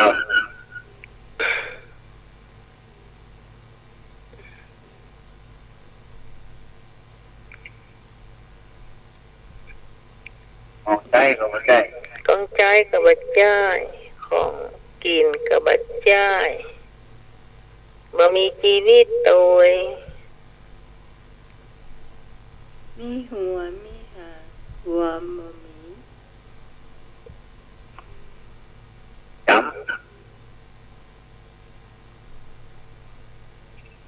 อันยังก็เจ้า ำ จ จำบ่ใช่เจ้า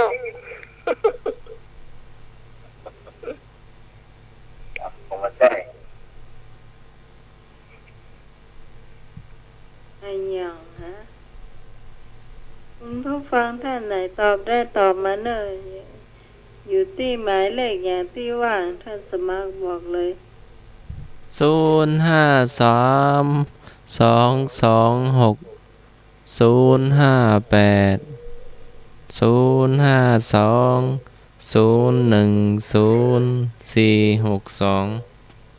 เอาเล่นเอาม่วนบ่ได้นะเจ้า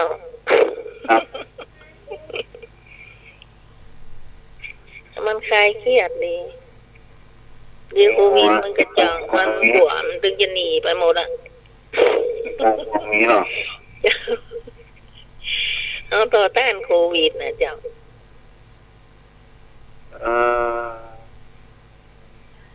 ของใจก็ไม่ใช่ บ่ใช่เจ้า นั่นเป็นแมงไงเหรอ ยังไม่มี เป็นแม เป็น ง แมงอันหยังบ่ฮู้อะที่มันมีหัวมีหางมีตาแล้วก็ตัวมันบ่มีมันเป็นแมงอันหยังอ่ะ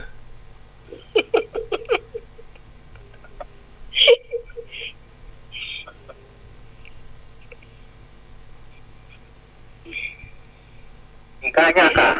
ฮะคือตอบมาเลยนะเจ้า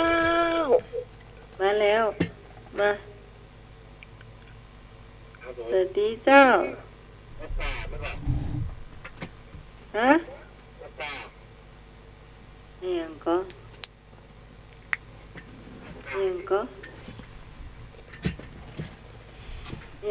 ท่านสมัคร ประกาศกาย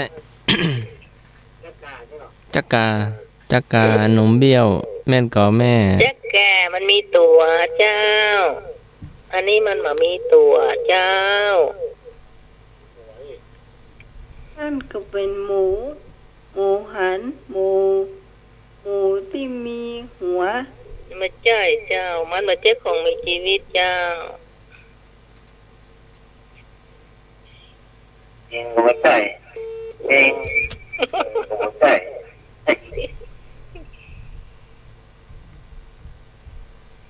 มูลไร่ขา ฮะ มูลไร่ขา หัวไล่กามันจะมีหางได้ บ่ใช่หุ่นไล่แกก็บ่ใช่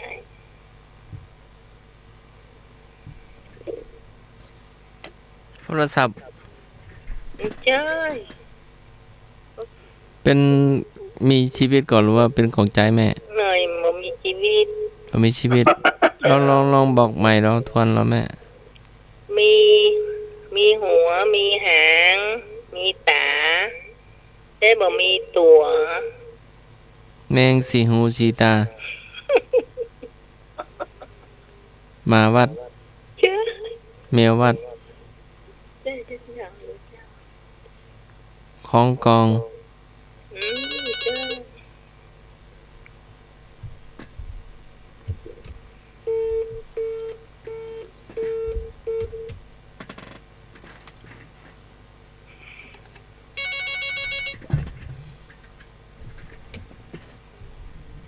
เจ้า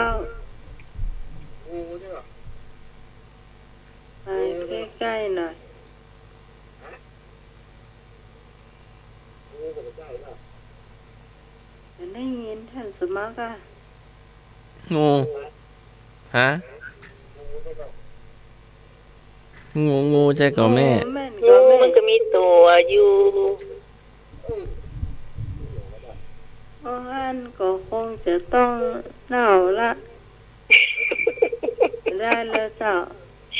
หนาวแล้วเนาะ เจ้า แล้วเครื่องเหรอ บ่มีมีหัวมีหางมีตาบ่มีหัวคำตอบก็คือตาลิงหางตาลิงหัวตาลิงเจ้า ไอ้หยังก็ หัวตาลิงกับหางตาลิงเจ้า หัวตาลิง ที่เฮาลงที่เฮาเตวอะเจ้า เป็นนานเป็นนาน ลิงเว้ย ว่าบ่ใช่ยากดูเจ้า ลิงเว้ยมัน เรียนท่านทวัดอยู่นี่บดีกี่ฮักเกิงแหน่เนาะท่านทวัดเนาะโกมาเลยเนอะดีกี่ฮักเกิงกว่าไม่สมเลยคำถามแบบนี้นะ เดี๋ยวพ่อแม่เดี๋ยวบาป เอ็มความไม่ตรง คนเท่าคนแก่ ฮะ ตามมาเลย ว่าอย่างเจ้า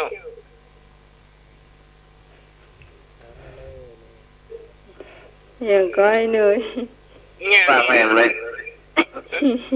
ไอ้หนูก็ทายมาพ่องแหละ เดี๋ยวโอ้เป็นนามทานมาปะ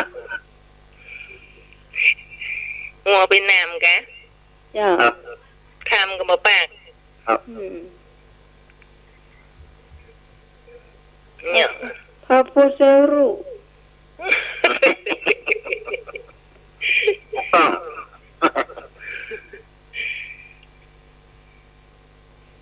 เดี๋ยวทำไปให้ไว้ทำมาหน้าตาพิจิตร คุณไปหาบน้ำเจ้าแต่น้ำปูเจ้า เอ๊ะ ครับ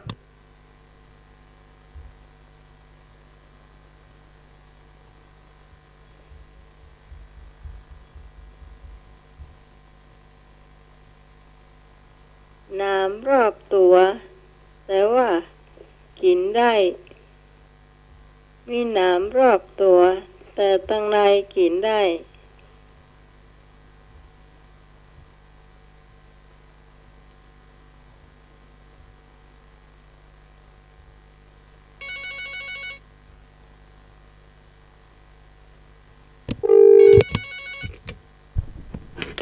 เจ้า ครับผมทุเรียนมั้งเหรอ เจ้าทุเรียนถูกต้อง เรียนต้อง เจ้า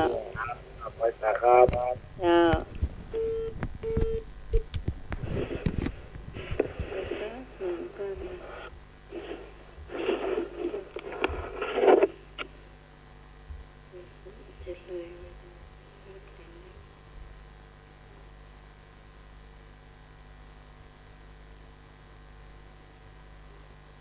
จะว่าถามเลย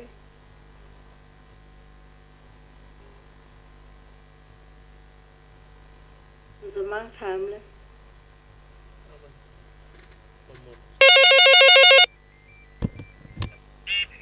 อย่างอ้อ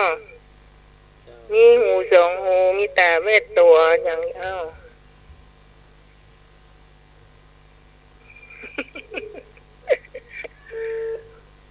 ยังก็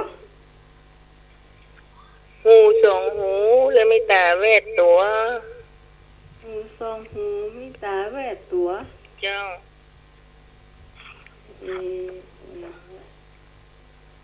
ขนาดก็แม่นเนาะ เอ๊ะอันยังก็ ขนาดปัสสาวะโลดอ่ะ เจ้าเจ้า มีสองหูอ่ะมีตาเวทตัว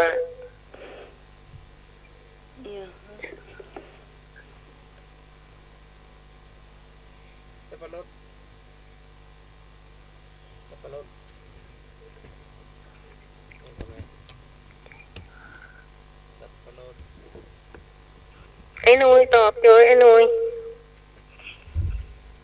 แปลว่าไงนะครับ อืม มีตามีหูสองหู เจ้า ตาแรกตัว เจ้า อืม ไอ้นุ้ยคงจะหู้นะ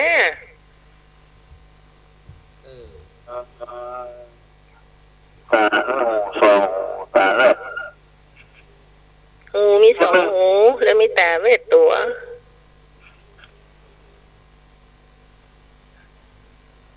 สุดโอ้ใช่สุดไม่ใช่หูนะ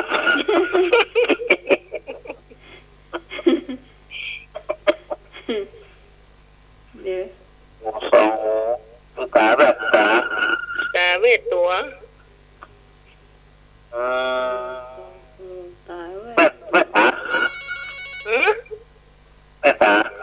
มันใช่จะแม่นไง เข้าใจก่อน สายมาเนอร์ เจ้า สายมาเนอร์ กุยก้าเจ้า ถูกแล้วเจ้า ป่วยอันนี้จากไหนเจ้า เวลานี่เจ้า ห้วยลานแม่บุญศรี เนบุญศรี แม่บุญศรีห้วยลานโอ้เปิ้นฟังอยู่ลูกเจ้าคุณแม่บุญศรีเนอะ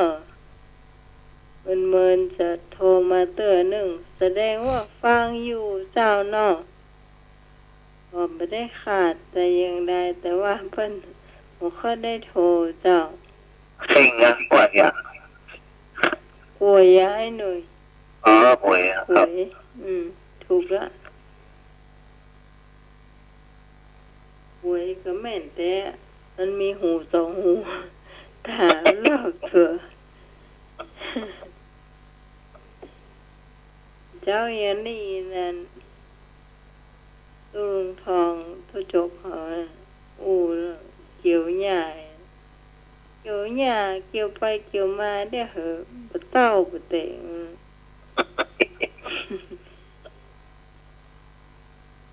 เกี่ยวหญ้ากล้วยหญ้าได้เหอะพี่คนน่ะมาถามแม่แหมโอ้เดี๋ยวก่อนดูเวลาหน่อย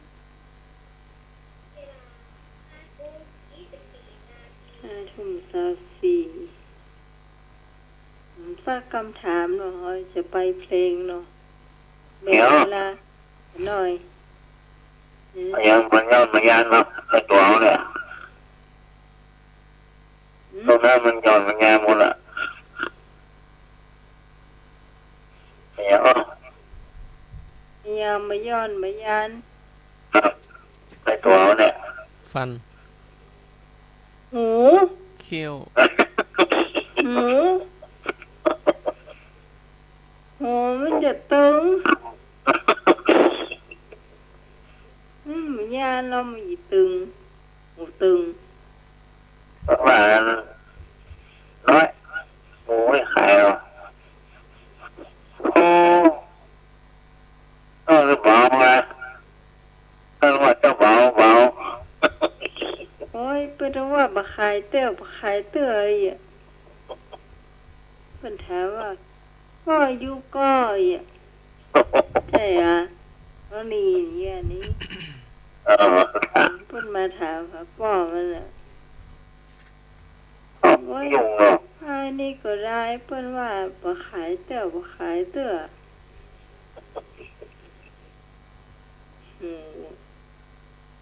หูตึงอ่ะครอบครัวหูหนวก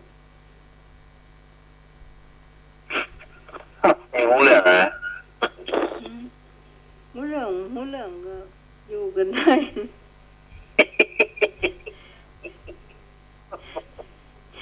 อยู่กันได้ เดี๋ยวหัว ว่าไปคนอย่าง ก็ไปพวกบ้านเดือดร้อนหรอ อืมเอาอย่างอ้อหรือว่าจะไปเพลง เพลงเลยครับ เนาะแบ่งกันคนน้อยเนาะ ครับ อืม เนื้อไข่แซ่บกว่า ไอ้นี่